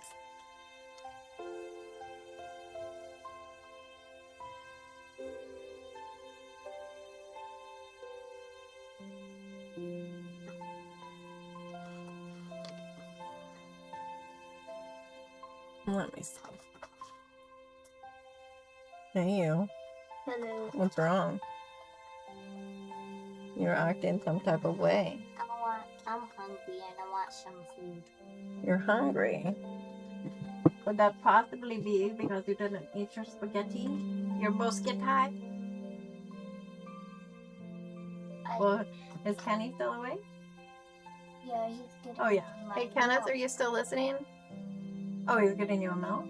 Well, why didn't you ask him to slap you together a ham sandwich? I don't want to have. Come here, you look pink. You were back out in the sun again today. You feel a little bit warm, but you don't want a ham sandwich? You want nuggies? I might have nuggies. I just went outside to spray the glass with water and a water gun. Oh, I see. Let's call it a squirter or something while we're like. Squirter. Well, no, let's not use that. What's a better term? A water toy or something. At any rate. Well, why didn't you ask Kenny if he would put you in some nuggies, if that's what you want? We wanted a hot dog? Yes, a hot dog, but I would say it like this. Wiener dog. Okay, well, go ask Kenny for a dachshund, I guess, because that's what a wiener dog is. You want to eat a real dog? That's wild. No. Okay. Sassafras. Okay. Yeah, I am. Honestly, well, Kenneth got it, and then not long after it hit me, and we realized that there was a food at the church that him and I ate, but nobody else in our family did. And I sent a text message to their dad asking, hey, did you have that at the potluck? And he said, no, I didn't, and that he was feeling fine. So it was just Kenneth and I. And my concern is how many elderly women we have at the church that, getting sick wouldn't be great. So I've been praying for them. And with Kenneth, he got over it, 12 hours. And for me, it was more like maybe 32 or 36 hours, And it wasn't like it was this constant horrible thing. I had the stomach cramping most of the time. And the fun bathroom portion of it. But it wasn't like that was a constant thing. So it's not the worst illness I've had. Welcome to those who are joining us. God bless you. If anybody needs prayer, please don't hesitate to ask. I'm going to take a drink and then we will delve on into chapter 10.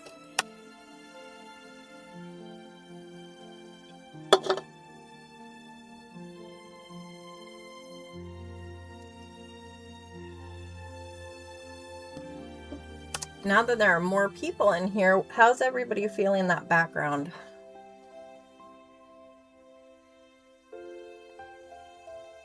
And also, there was something else. Oh, Hey, Kenneth, if you're still listening, for some reason, I can't get Mama Church to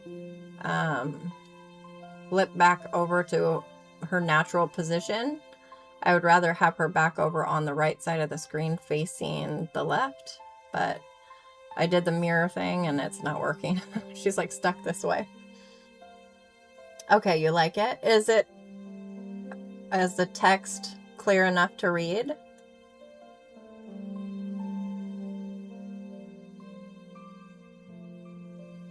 You know what I'm curious about? Let me see real quick if I can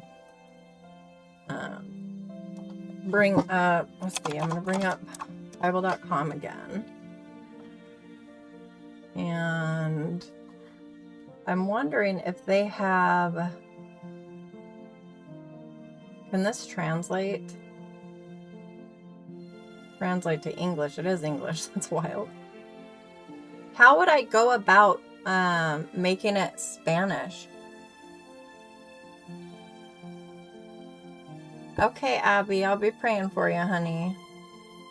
Get some rest. I hope you feel better soon. Because it would be cool to have, like, side by side, English and Spanish next to each other. I'll have to look into that for another stream, because I know I have quite a few Spanish-speaking followers. And it would be neat. Of course, obviously I still would be speaking in English, so maybe that wouldn't appeal. I'm not sure. The Santa Reina Valeria Bible.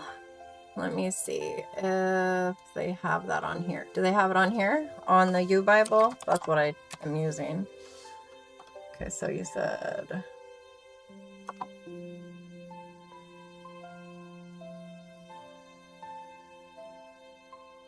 It scrolled. Santa Reina. No, it's not coming up. Oh, change language. Okay, so if I change the language, I hope this doesn't. Okay. All right. They have Biblia del Oso. So that's 1573. That's cool.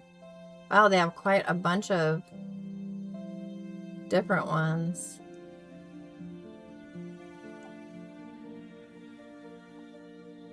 Hugo, what? Yeah, is that what it's called? Because there's 100 different ones on here. Let me see. Oh, 1960. Let me see. 1960. Okay, there we go. I brought it up. All right, so now what I have to do is a second capture.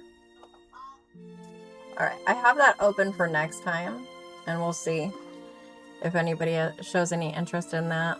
I know, too, that my streams, I have it set up to automatically translate, but obviously it's not my voice. It's, I think it's probably AI, but it just translates my words. Okay, so on to reading 2 Kings chapter 10. Now Ahab had 70 sons in Samaria. And Jehu wrote letters and sent them to Samaria to the rulers of Jezreel, the elders, and to the guardians of the children of Ahab, saying, So now, when this letter comes to you, since your master's sons are with you, as well as the chariots and horses and a fortified city and the weapons, look for the best and fittest of your master's sons, and set him on his father's throne, and fight for your master's house. But they feared exceedingly greatly, and said, Behold, the 2 kings did not stand before him. How then can we stand? And the one who was over the household, and he who was over the city, the elders and the guardians of the children, sent word to Jehu, saying, We are your servants. All that you say to us we will do. We will not make any man king. Do what is good in your sight. Yes, baby? Does this fit on the logo? Let me look. I think it's still a little bit. No, it might fit her.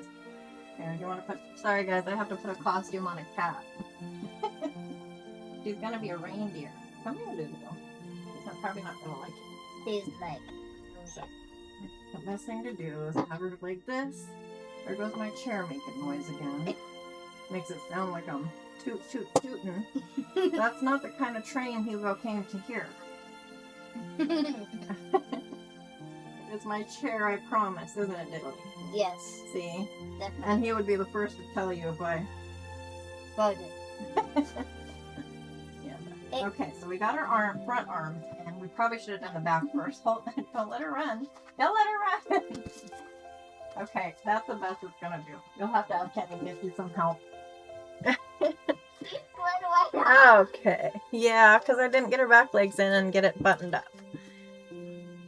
She said it's not the right season to be a reindeer. This is ludicrous. Okay.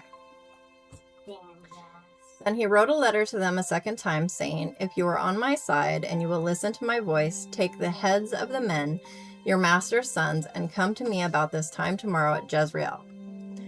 Now the king's sons, 70 persons, were with the great men of the city who were rearing them. Now it happened that when the letter came to them, they took the king's sons and slaughtered them, 70 persons, and put their heads in baskets, and sent them to him at Jezreel. Then the messenger came and told him, saying, "They have brought the heads of the king's sons." So he said, "Put them in 2 heaps at the entrance of the gate until morning." Now it happened in the morning that he went out and stood and said to all the people, "You are righteous. Behold, I conspired against my master and killed him. But who struck down all these? Know then that nothing from the word of Yahweh, which Yahweh spoke concerning the house of Ahab, shall fall to the earth. Indeed, Yahweh has done what he spoke by the hand of his servant Elijah." So Jehu struck down all who remained of the house of Ahab in Jezreel, and all his great men and his acquaintances and his priests, until there was no survivor remaining for him. Then he arose and came out and went to Samaria. On the way, while he was at Beth-eked of the shepherds, Jehu found the relatives of Ahaziah king of Judah and said, "Who are you?" And they said, "We are the relatives of Ahaziah, and we have come down to greet the sons of the king and the sons of the queen mother." Then he said, "Take them alive." So they took them alive and slaughtered them at the pit of Beth-eked, 42 men, and he left none of them.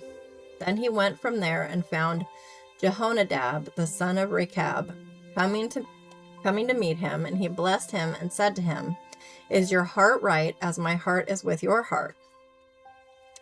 And Jehonadab answered, "It is." Jehu said, "If it is, give me your hand." And he gave him his hand, and he took him up to him into the chariot. Then he said, "Come with me and see my zeal for Yahweh." So he made him ride in his chariot, and he came to Samaria and struck down all who were left to Ahab in Samaria, until he had destroyed him, according to the word of Yahweh which he spoke to Elijah. Then Jehu gathered all the people and said to them, "Ahab served Baal a little, Jehu will serve him much. So now, summon to me all the prophets of Baal, all his slaves and all his priests, let no one be missing, for I have a great sacrifice for Baal, whoever is missing shall not live." But Jehu did it in cunning, so that he might cause the slaves of Baal to perish. And Jehu said, "Sanctify a solemn assembly for Baal," and they summoned them. Then Jehu sent throughout Israel, and all the slaves of Baal came, so that there was not a man left who did not come. So they came into the house of Baal, and the house of Baal was filled from one end to the other. Then he said to the one who was in charge of the wardrobe, "Bring out garments for all the slaves of Baal." So he brought out garments for them. And Jehu came into the house of Baal with Jehonadab the son of Rechab, and he said to the slaves of Baal, "Search and see, lest there be here with you any of the slaves of Yahweh, but only the slaves of Baal." Then they came in to offer sacrifices and burnt offerings. Now Jehu had placed for himself 80 men outside, and he had said, "The one who permits any of the men whom I cause to come into your hands to escape shall give up his life in exchange." Now it happened that as soon as he had finished offering the burnt offering, Jehu said to the guard and to the royal officers, "Come in, strike them down, let none come out." And they struck them down with the edge of the sword, and the guard and the royal officers threw them out and went to the inner room of the house of Baal. And they brought out the sacred pillars of the house of Baal and burned them.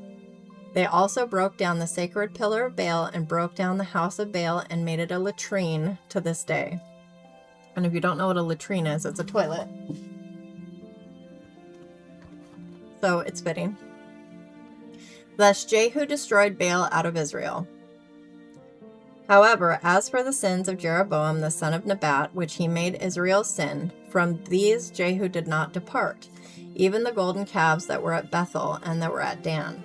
And Yahweh said to Jehu, because you have done well in doing what is right in my eyes, and have done to the house of Ahab according to all that was in my heart, your sons of the fourth generation shall sit on the throne of Israel. But Jehu was not careful to walk in the law of Yahweh, the God of Israel, with all his heart. He did not depart from the sins of Jeroboam, which he made Israel sin. In those days Yahweh began to cut off portions from Israel, and Hazael struck them throughout the territory of Israel.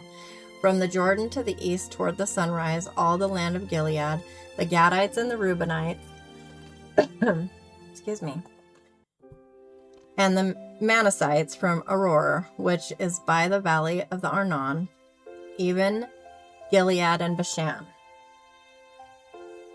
Now the rest of the acts of Jehu and all that he did and all his might, are they not written in the book of the Chronicles of the kings of Israel?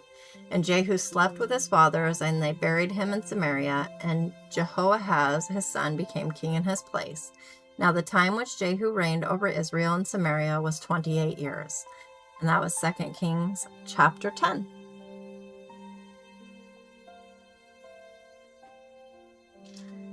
How's everybody doing? I'm going to check through the comments while I take a drink, and then we'll continue reading. I just realized I need to get something to drink.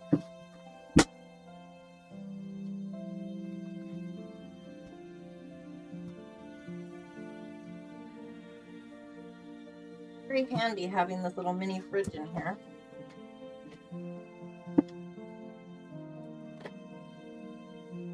Hey kittens.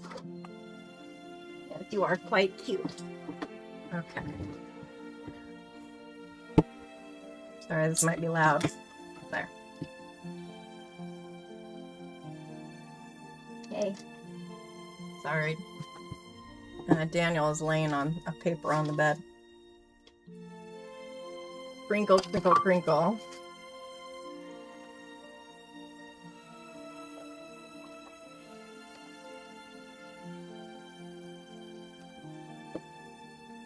Okay.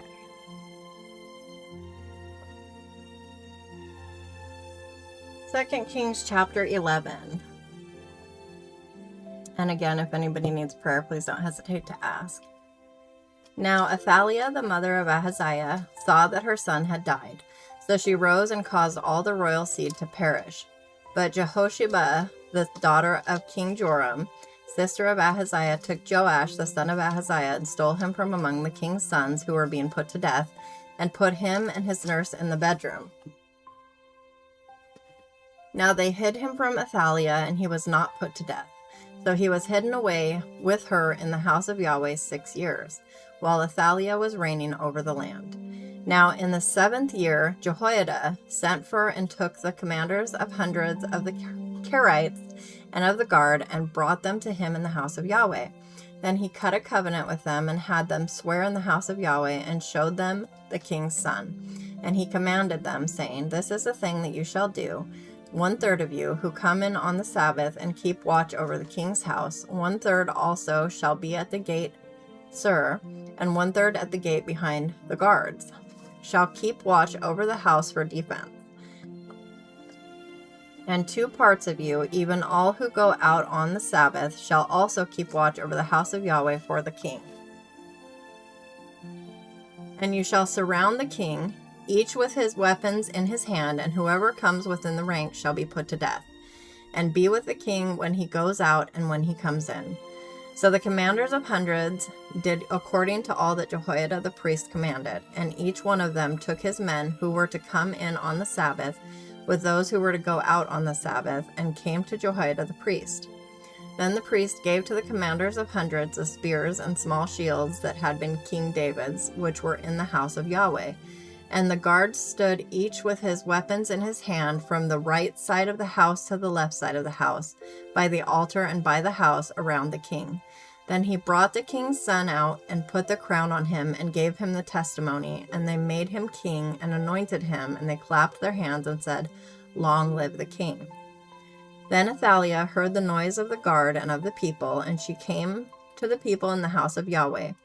And she looked, and behold, the king was standing by the pillar according to the custom, with the commanders and the trumpeters beside the king, and all the people of the land were glad and blew trumpets. Then Athaliah tore her clothes and cried, "Treason, treason!" And Jehoiada the priest commanded the commanders of hundreds who were appointed over the military force, and said to them, "Bring her out between the ranks, and whoever follows her put to death with the sword." For the priest said, "Let her not be put to death in the house of Yahweh." So they laid hands on her, and she arrived at the horses' entrance of the king's house, and was put to death there.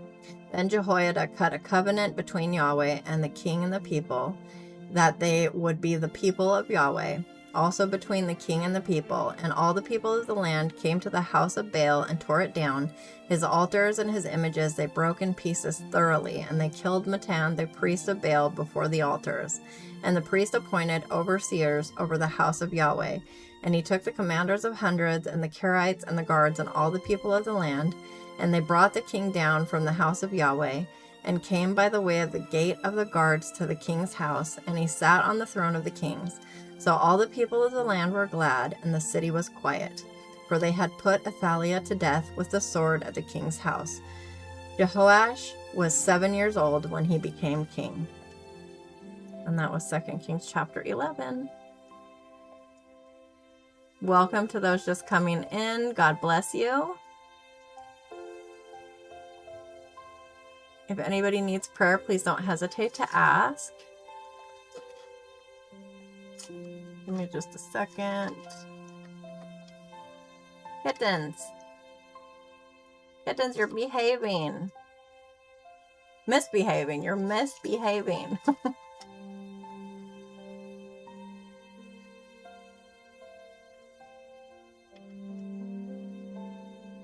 Okay.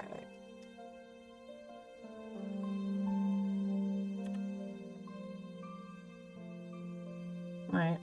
There it goes. My computer sometimes is just not ready to do things.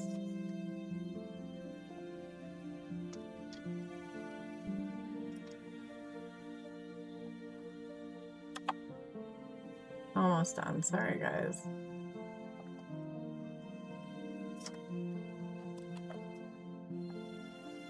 Okay. Again, welcome to those just coming in. God bless you. If anybody needs prayer, please don't hesitate to ask. I'm going to take a quick drink, and then we will read chapter 12 of 2 Kings.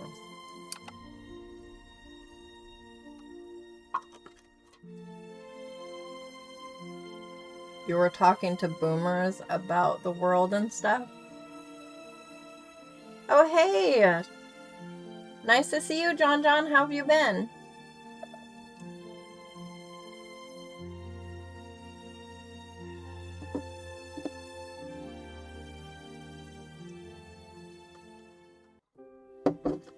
Are you talking about real boomers or people that just act like boomers?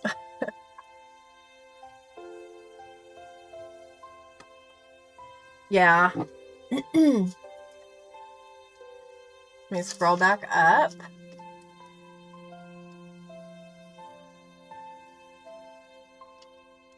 Oh, I totally didn't see Hugo say he was going.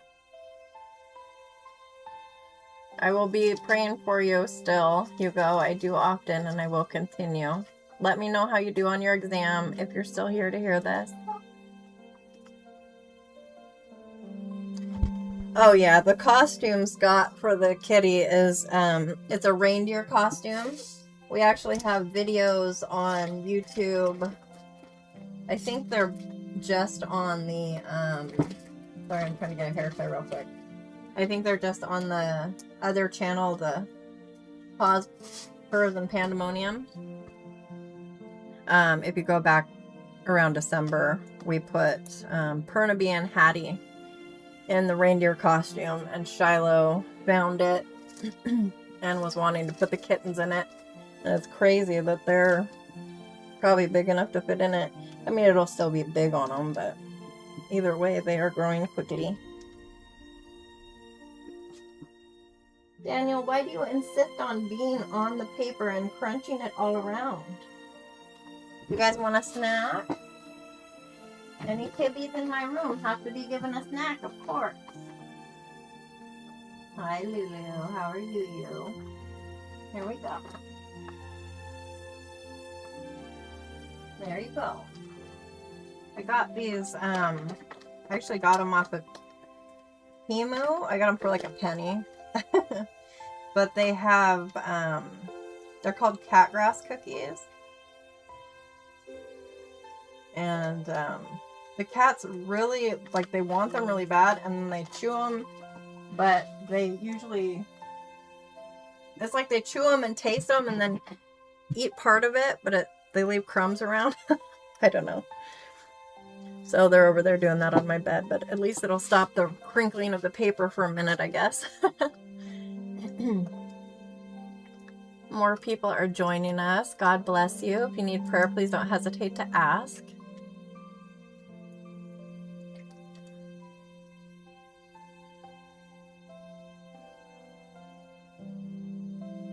Rebel said, haven't made any money in months, so hoping for some return soon on various projects I've been working on. Well, I will be praying for you. In fact, we can pray for you now. Father God, I ask that you bless our brother Rebel here with provision, Lord. We know that you provide for us, Lord. We've seen it over and over. And I ask that you bless Rebel and help him through as he waits for that blessing to come through. We thank you, Father, in Jesus' name. Amen.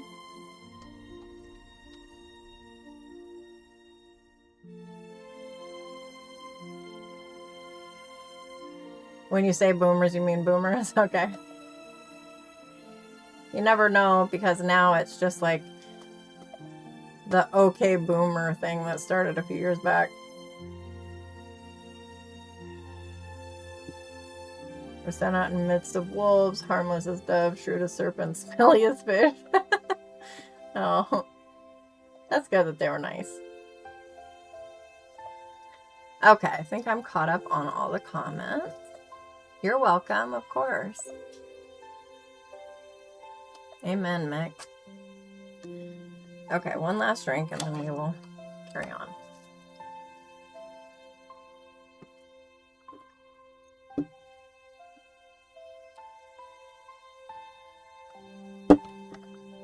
Okay. 2 Kings chapter 12. Oh, no, ma'am. No, ma'am. Thank you. Crikey. Oh, no. Give me a minute, guys. Where's the water? No, I have bottled water. Come here, Gary. Love Lulu. Come here. Come here, mouth. Come on. Open up. That's okay. You cut me with your tooth, so that's alright. I'm still going to rinse your mouth out. Open up. Open up. Thank you.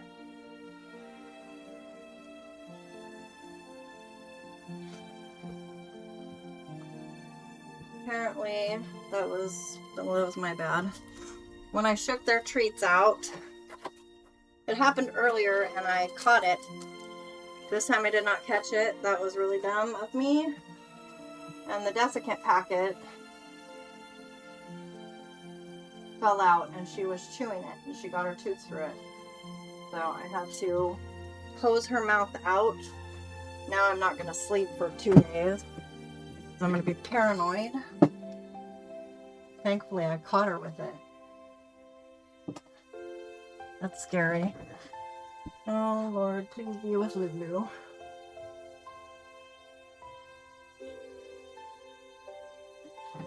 She was not pleased, but... Okay. Onward, Christian soldier. Again, 2 Kings chapter 12.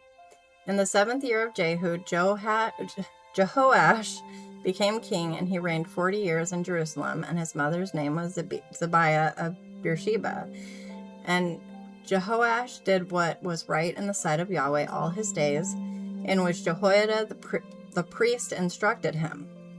Only the high places were not taken away. The people still sacrificed and burned incense on the high places. Then Jehoash said to the priests, all the money of the sacred things which is brought into the house of Yahweh, both the money for each numbered man, the money from each person's assessment in the census, and all the money which any man's heart prompts him to bring into the house of Yahweh, let the priests take it for themselves, each from his acquaintance, and they shall repair the damages of the house, wherever any damage may be found. Hi, Lulu. Oh, you want to play with the cap? Huh? You're not upset with me? That's good. I'm sorry, honey.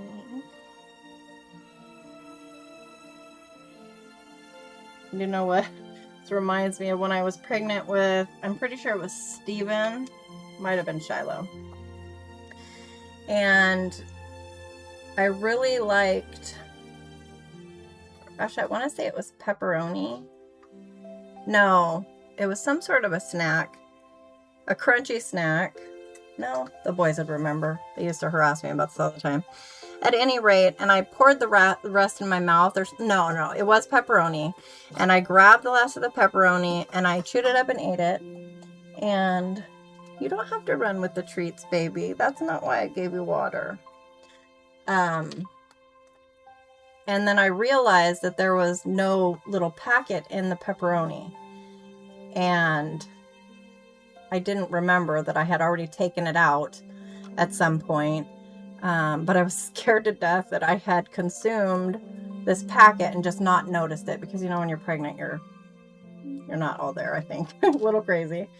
So, yeah, I was freaking out for a while about that. And Kenny and Avery would not let me live it down.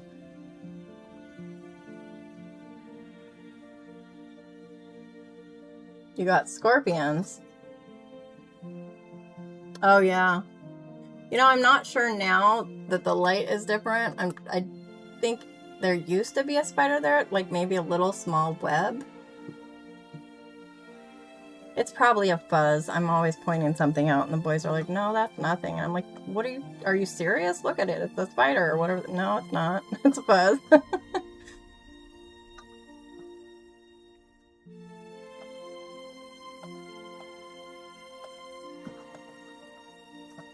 Oh, you have scorpions there around you. I wasn't sure what you meant when you said you got scorpions. Okay. Anyway, back I go to reading. I'm tempted to check Google about that. I wouldn't have been so concerned if she hadn't gotten her tooth through the package, but I could feel the grit on my hand. And that's why I just grabbed her by the scruff, turned her head sideways, and poured water sideways in her mouth to make it like wash through out of her mouth. Because that's what, I don't know if it still is anymore, because I've heard that it's not even that serious anymore, the desiccant packages. But back when I was a kid, I thought they were alum. And I remembered this story, this crime report of a person who put alum in their young child's mouth, and it just affected me, so those packets always bother me. Okay. I have to back it up a second here because I'm not even sure where I was now. Then Jehoash said to the priests, all the money of the sacred things which is brought into the house of Yahweh, both the money for each numbered man, the money from each person's assessment in the census, and all the money which any man's heart prompts him to bring into the house of Yahweh, let the priests take it for themselves, each from his acquaintance, and they shall repair the damages of the house, wherever any damage may be found. Now it happened that in the 23rd year of King Jehoash, the priests had not repaired the damages of the house. Then King Jehoash called for Jehoiada the priest and for the other priests and said to them, "Why do you not repair the damages of the house? So now take no more money from your acquaintances, but give it over to pay for the damages of the house." So the priests agreed that they would take no more money from the people, nor repair the damages of the house. My baby girl. Love you. But no, I'm still not going to let you scratch my chair, Miss Ma'am. Go jump on the bed. Thank you. But Jehoiada the priest took a chest and bored a hole in its lid and put it beside the altar on the right side as one comes into the house of Yahweh, and the priests who kept watch over the threshold put in it all the money which was brought into the house of Yahweh. Now it happened that when they saw that there was much money in the chest, the king's scribe and the high priest came up and tied it in bags and counted the money which was found in the house of Yahweh. And they gave the money which was weighed out into the hands of those who did the work, who had the oversight of the house of Yahweh, and they paid it out to the craftsmen of wood and the builders who worked on the house of Yahweh, and to the masons and the hewers of stone, and for buying timber and hewn stone to repair the damages to the house of Yahweh, and for all that was laid out for the house to repair it. But there were not made for the house of Yahweh silver cups, snuffers, bowls, trumpets, any vessels of gold, or vessels of silver from the money which was brought into the house of Yahweh. For they gave that to those who did the work, and with it they repaired the house of Yahweh. Moreover, they did not require an accounting from the men into whose hand they paid the money in order to pay those who did the work, for they were doing it faithfully. The money from the guilt offerings and the money from the sin offerings was not brought into the house of Yahweh. It was for the priests. Then Hazael, king of Aram, went up. I just said you can't do that. I'm going to eat you. I'm going to eat your head straight off your shoulders. Oh, I love you. It's true, I do. Then Hazael, king of Aram, went up and fought against Gath and captured it. And Hazael set his face to go up to Jerusalem.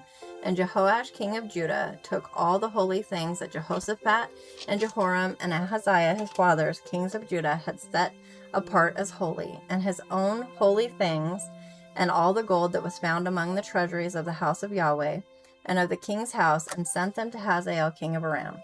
Then he went away from Jerusalem. Now the rest of the acts of Joash and all that he did, are they not written in the book of the Chronicles of the kings of Judah? And his servants arose and made a conspiracy and struck down Joash at the house of Millo as he was going down to Silla. Now Jozachar, the son of Shimeath, and Jehozabad, the son of Shomer, his servants struck him, and he died. And they buried him with his fathers in the city of David, and Amaziah, his son, became king in his place.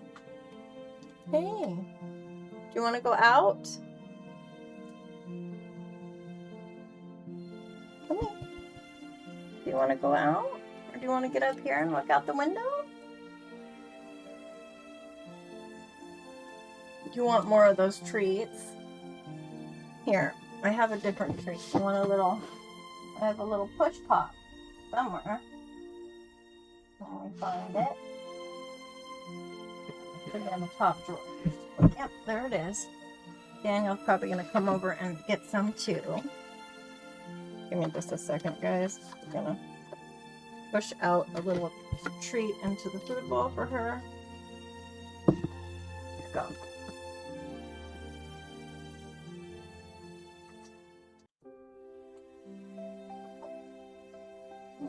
Better make quick work of it, otherwise Daniel's going to come over here and scarf it down. There you go. Okay. And that was chapter 12 of 2 Kings. What I don't understand is why... Don't get up there and eat what I gave you. Why do you need to see what else I have? Silly. Why would they put a desiccant package? Okay, it says... Okay, it's a deoxidizer. That's all it says on it. Do not eat deoxidizer. Desiccant might have been the wrong term that I was using.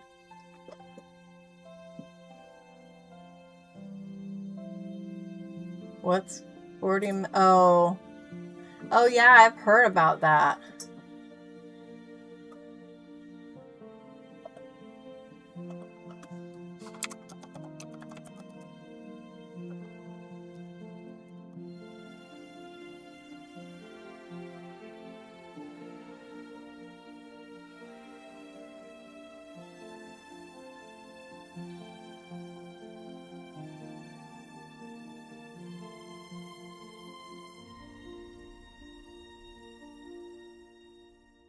Oh, shoot.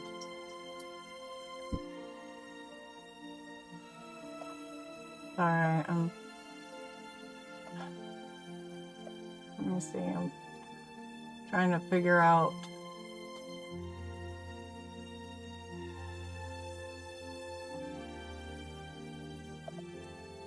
Hang on just a second. The good news is that if the oxygen absorbers are the typical silicon type, they are non-toxic and should not cause any issues. You can identify them as the clear glass-like balls and the package is labeled as silicon type. Yeah, that's what it seemed to be. The oxygen absorbers are a dark powdery substance that raises bigger concern. Okay, so yeah, it's not iron-based. Okay, praise the Lord. Thank you, God. And she didn't get much, you know what I mean? Oh, you had me so worried, kitten. It was my own fault. I'm so sorry. I'm sorry, you guys. I love these kittens so much. I love all of my sweet kibbies, and I just would... I don't know if I would recover if I was the cause of something, you know? Oh, mwah. I love you so much. It's frustrating because my kids, especially Shiloh, like to deliver kibbies to me, and I love that, except for, you know, when I'm live and I'm not really paying attention. But also, Daniel is sending you guys a message there. He sat on the keyboard. It's weird to me that they put a packet in. I've never had a cat treat have it in there, and I think here in the States, we probably don't, because we know a lot of times cats will, like, some people leave the treats down and the cats will chew up the bag.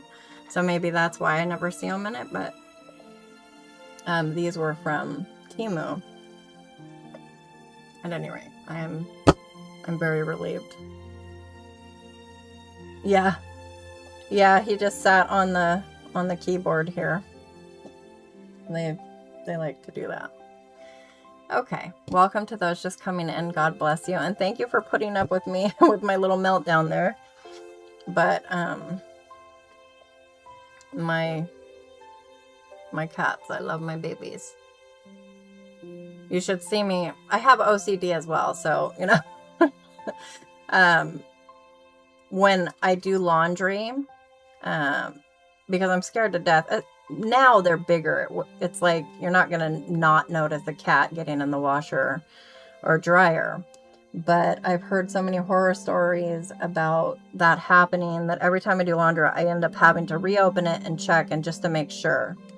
And when I get up or something, or I've been gone and I come home and I see someone has done laundry, I'm just like immediately count the cats. Where are all the cats? You know. And everybody knows when I say count the kibbies that I just need to know for sure they're all accounted for. Huh.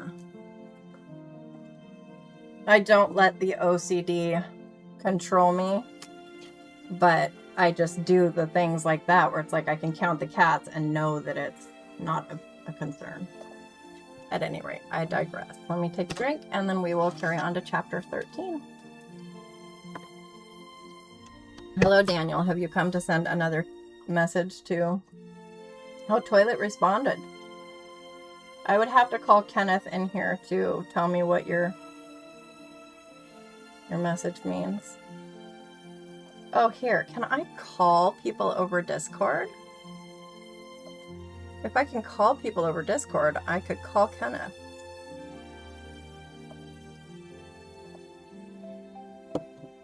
I've never done it from my computer.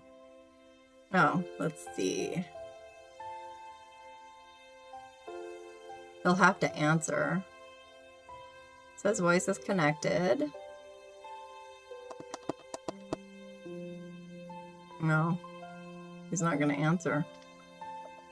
Maybe I'll just leave it ringing. He'll actually probably not answer, and he'll just come in here and be like, what's up? Okay. Kenneth? Oh, I won't be able to hear him, but you guys will. Oh no. I'm going to disconnect it. Okay. All right. Hopefully that'll bring him in here. 2 Kings chapter 13. In the 23rd year of Joash, the son of Ahaziah, king of Judah, Kitten, are you demanding attention?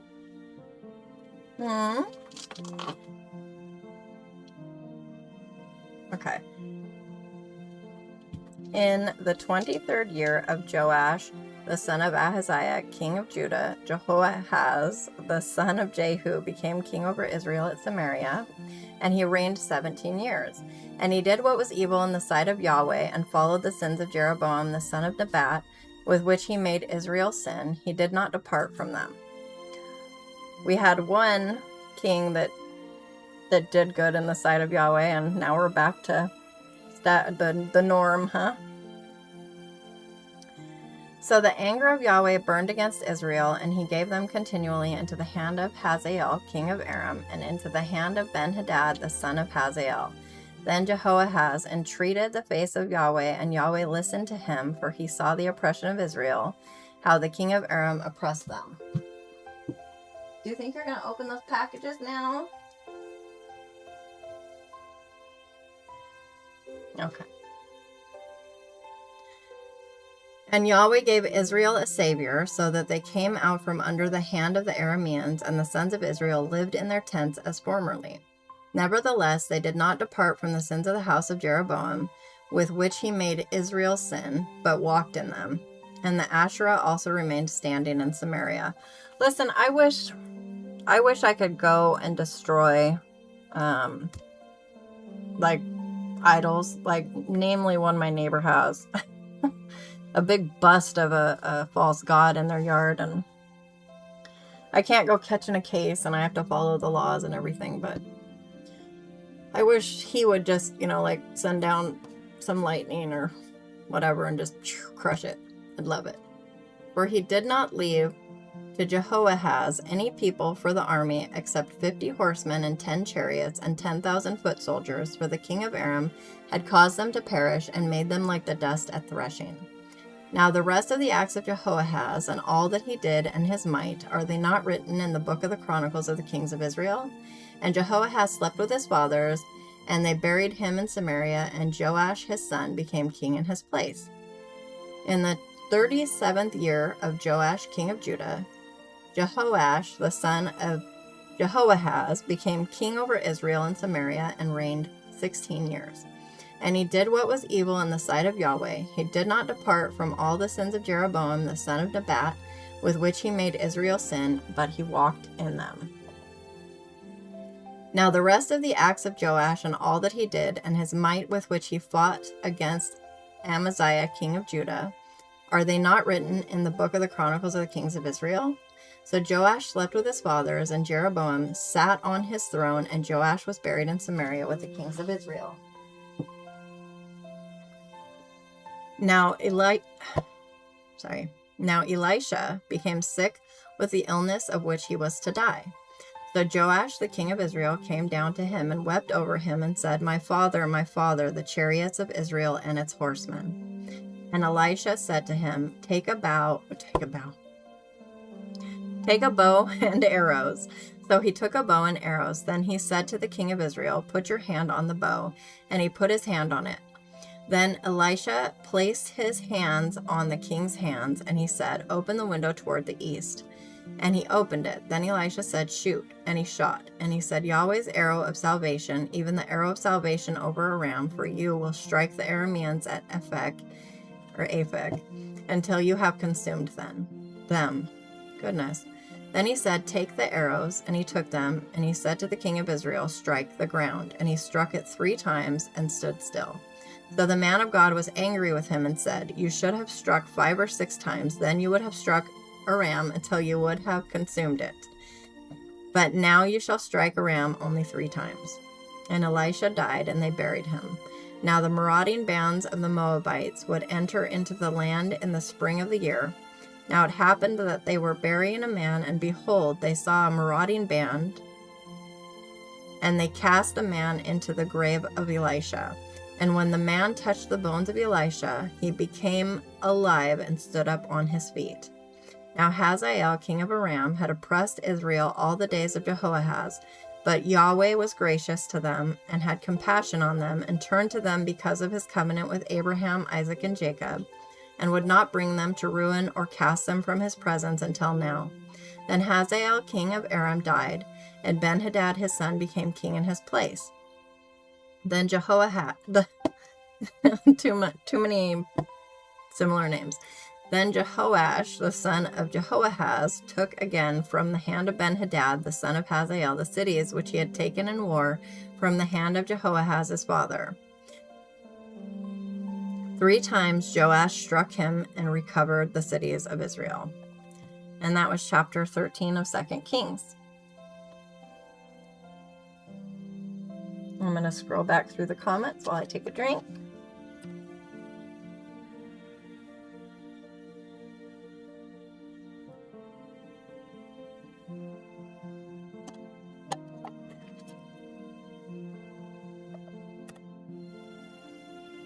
I can what? Ears? Oh, call. Yeah, I can call through. Did you guys hear Kenneth? Did he answer? I'm not even sure.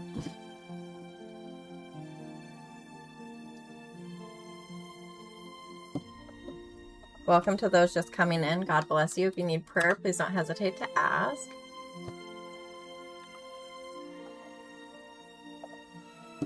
I'll read back through the comments in the other stream. Oh, there haven't been any. Okay. So 2 Kings chapter 14. In the 2nd year of Joash, son of Joahaz, king of Israel, Amaziah, the son of Joash, king of Judah, became king. He was 25 years old when he became king, and he reigned 29 years in Jerusalem. And his mother's name was Jehoiadin of Jerusalem. And he did what was right in the sight of Yahweh, yet not like David his father. He did according to all that Joash his father had done. Only the high places were not taken away. The people still sacrificed and burned incense on the high places. Now it happened as soon as the kingdom was strong in his hand that he struck down his servants who had struck down the king his father. But the sons of those who struck him down he did not put to death, according to what is written in the book of the law of Moses, which Yahweh commanded, saying, "Fathers shall not be put to death for their sons, nor sons be put to death for their fathers, but each shall be put to death for his own sin." He struck down 10,000 of Edom in the valley of Salt, and seized Selah, his war, and named it by war, and named it Joktheel to this day. Then Amaziah sent messengers to Jehoash, the son of Jehoahaz, son of Jehu, king of Israel, saying, "Come, let us face each other." And Jehoash, king of Israel, sent to Amaziah, king of Judah, saying, "The thorn bush which was in Lebanon sent to the cedar which was in Lebanon, saying, 'Give your daughter to my son as a wife.' But a beast of the field that was in Lebanon passed by and trampled the thorn bush. You have indeed struck down Edom, and your heart has lifted you up. Enjoy your glory and stay at home. For why should you provoke calamity, so that you, even you, would fall, and Judah with you?" Excuse me. And Amaziah would not listen. So Jehoash, king of Israel, went up, and he and Amaziah, king of Judah, faced each other at Beth-shemesh, which belongs to Judah. And Judah was defeated by Israel, and they fled each to his tent. Then Jehoash, king of Israel, seized Amaziah, king of Judah, the son of Jehoash, the son of Ahaziah, at Beth-shemesh, and came to Jerusalem, and broke down the wall of Jerusalem from the gate of Ephraim to the corner gate, 400 cubits. And he took all the gold and silver and all the utensils which were found in the house of Yahweh and in the treasuries of the king's house, the hostages also, and returned to Samaria. Do you need to go out? second, guys. Just let me get now. You and me now, Daniel. Okay. Welcome to those just coming in. God bless you. If you need prayer, please don't hesitate to ask. Now the rest of the acts of Jehoash, which he did, and his might, and how he fought with Amaziah king of Judah, are they not written in the book of the Chronicles of the kings of Israel?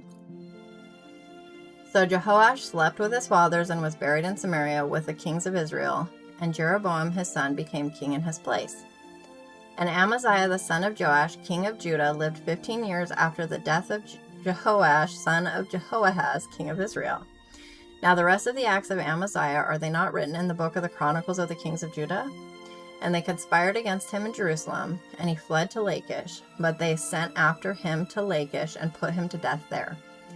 Then they carried him on horses, and he was buried at Jerusalem with his fathers in the city of David. And all the people of Judah took Azariah, who was 16 years old, and made him king in the place of his father Amaziah. He built Elath and restored it to Judah after the king slept with his fathers. In the 15th year of Amaziah the son of Joash, king of Judah, Jeroboam the son of Joash, king of Israel, became king in Samaria and reigned 41 years. And he did what was evil in the sight of Yahweh. He did not depart from all the sins of Jeroboam the son of Nebat, which he made Israel sin. He restored the border of Israel from Lebo-Hamath as far as the sea of Arabah, according to the word of Yahweh, the God of Israel, which he spoke through his servant Jonah, the son of Amittai the prophet, who was of Gath-Hepher. For Yahweh saw the affliction of Israel, which was very bitter, for there was neither bond nor free, nor was there any helper for Israel. Hang on just a second. Someone is at the door. Hello, Cracker. Welcome in. Okay. Sorry about that. For Yahweh saw the affliction of Israel, which was very bitter, for there was neither bond nor free, nor was there any helper for Israel. But Yahweh did not say that he would blot out the name of Israel from under heaven, so he saved them by the hand of Jeroboam the son of Joash. Now the rest of the acts of Jeroboam, and all that he did in his might, how he fought and how he restored Damascus and Hamath to Judah and Israel, are they not written in the book of the Chronicles of the kings of Israel? And Jeroboam slept with his fathers, even with the kings of Israel, and Zechariah his son became king in his place. And that was chapter 14 of 2 Kings. Hey, you don't need to be under my bed, mister. Come on.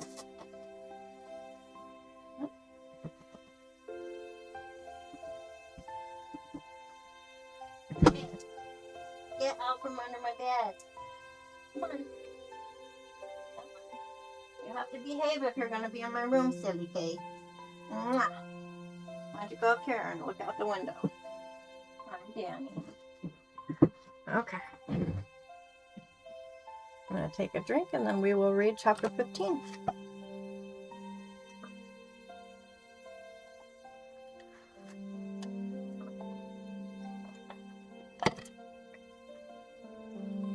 Okay.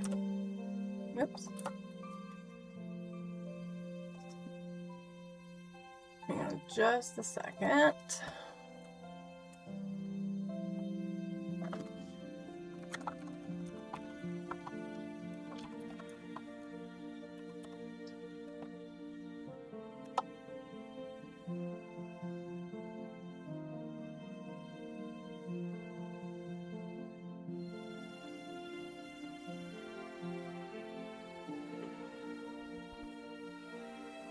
Hang on just a second.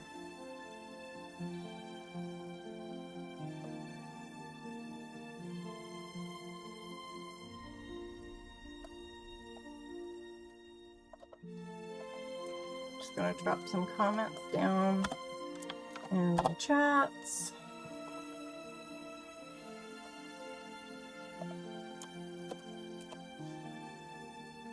I still have the same amount. I haven't gotten any more. That would be wild. It's wild as it is.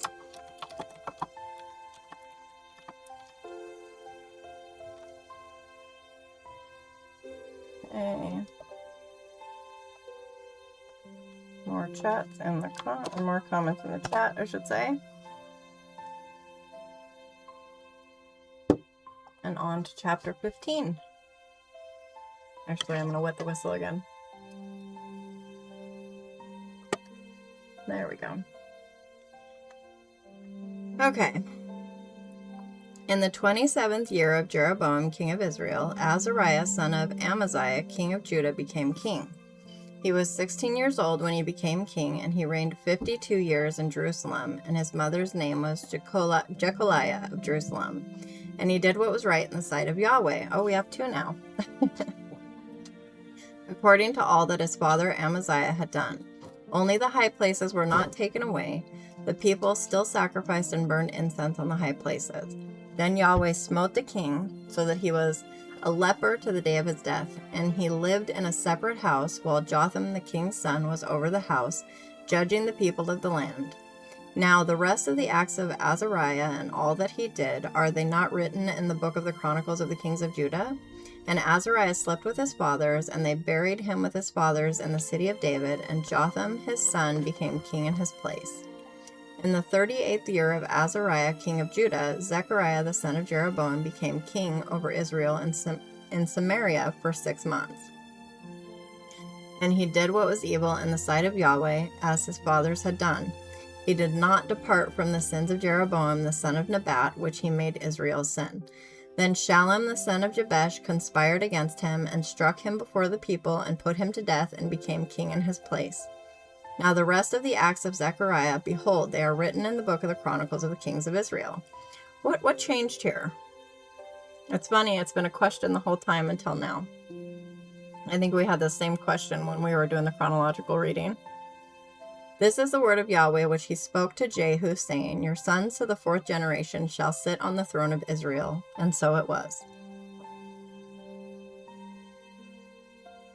Shallum, son of Jabesh, became king in the 39th year of Uzziah, king of Judah, and he reigned 1 month in Samaria. Then Menahem, son of Gadi, went up from Tirzah and came to Samaria, and struck Shallum, son of Jabesh, in Samaria, and put him to death, and became king in his place. Daniel, where are you at? Danny. Hang on just a second. Hey, what are you doing? You're not getting into stuff, are you? Come on. Want someone to clean laundry? Come on. Come on. You go out. I'm gonna put you out. Love you. Go. Alright, Crackers, just me and you now. Oh my goodness, it's like musical chairs with cats. Now the rest of the acts of Shallum and his conspiracy which he made, behold, they are written in the book of the Chronicles of the kings of Israel. Then Menahem struck Tifsah and all who were in it, and its borders from Tirzah, because they did not open to him. Therefore he struck it and ripped up all its pregnant women. In the 39th year of Azariah, king of Judah, Menahem, son of Gadi, became king over Israel and reigned 10 years in Samaria. And he did what was evil in the sight of Yahweh. He did not depart all his days from the sins of Jeroboam, the son of Nebat, which he made Israel sin. Are you chewing up the paper? Oh, I see there was a snack on it. They left some crumbs. Okay, so Pul, king of Assyria, came against the land, and Menahem gave Pul 1,000 talents of silver, so that his hand might be with him to strengthen the kingdom in his hand. Then Menahem exacted the money from Israel, even from all the mighty men of valor, from each man 50 shekels of silver, to pay the king of Assyria. So the king of Assyria returned and did not stay there in the land. Now the rest of the acts of Menahem and all that he did, are they not written in the book of the Chronicles of the Kings of Israel? And now we're back to it being a question. And Menahem slept with his fathers, and Pekahiah his son became king in his place. In the 50th year of Azariah king of Judah, Pekahiah son of Menahem became king over Israel and Samaria and reigned 2 years. And he did what was evil in the sight of Yahweh. He did not depart from the sins of Jeroboam son of Nebat, which he made Israel sin. Then Pekah son of Remaliah, his officer, conspired against him and struck him in Samaria in the castle of the king's house with Argob and Uriah. And with him were 50 men of the Gileadites, and he put him to death and became king in his place. Now the rest of the acts of Pekahiah and all that he did, behold, they are written in the book of the Chronicles of the Kings of Israel. Cracker, where'd you go? In the 52nd year of Azariah king of Judah, Pekah son of Remaliah became king over Israel and Samaria and reigned 20 years. And he did what was evil in the sight of Yahweh. He did not depart from the sins of Jeroboam son of Nebat, which he made Israel sin. In the days of Pekah king of Israel, Tiglath-Pileser king of Assyria came and took Ijon and Abel-Beth-Maachah and Genoa and Kadesh and Hazor and Gilead and Galilee, all the land of Naphtali, and he took them away into exile to Assyria. And Hoshea the son of Elah made a conspiracy against Pekah the son of Remaliah, and struck him and put him to death and became king in his place, in the 20th year of Jotham the son of Uzziah. Now the rest of the acts of Pekah and all that he did, behold, they are written in the book of the Chronicles of the Kings of Israel. Cracker, do you need out? Cracker Jack, where you at? Hey. Yeah, you need out? Where's that?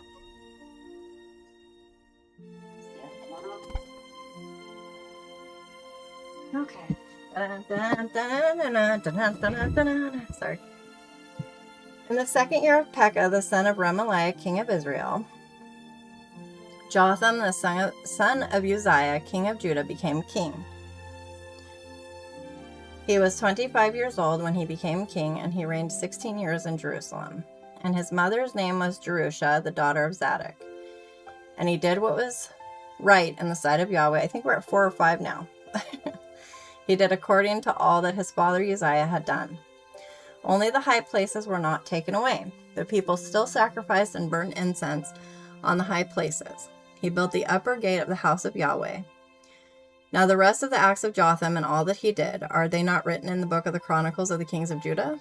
In those days, Yahweh began to send Rezin king of Aram and Pekah the son of Remaliah against Judah.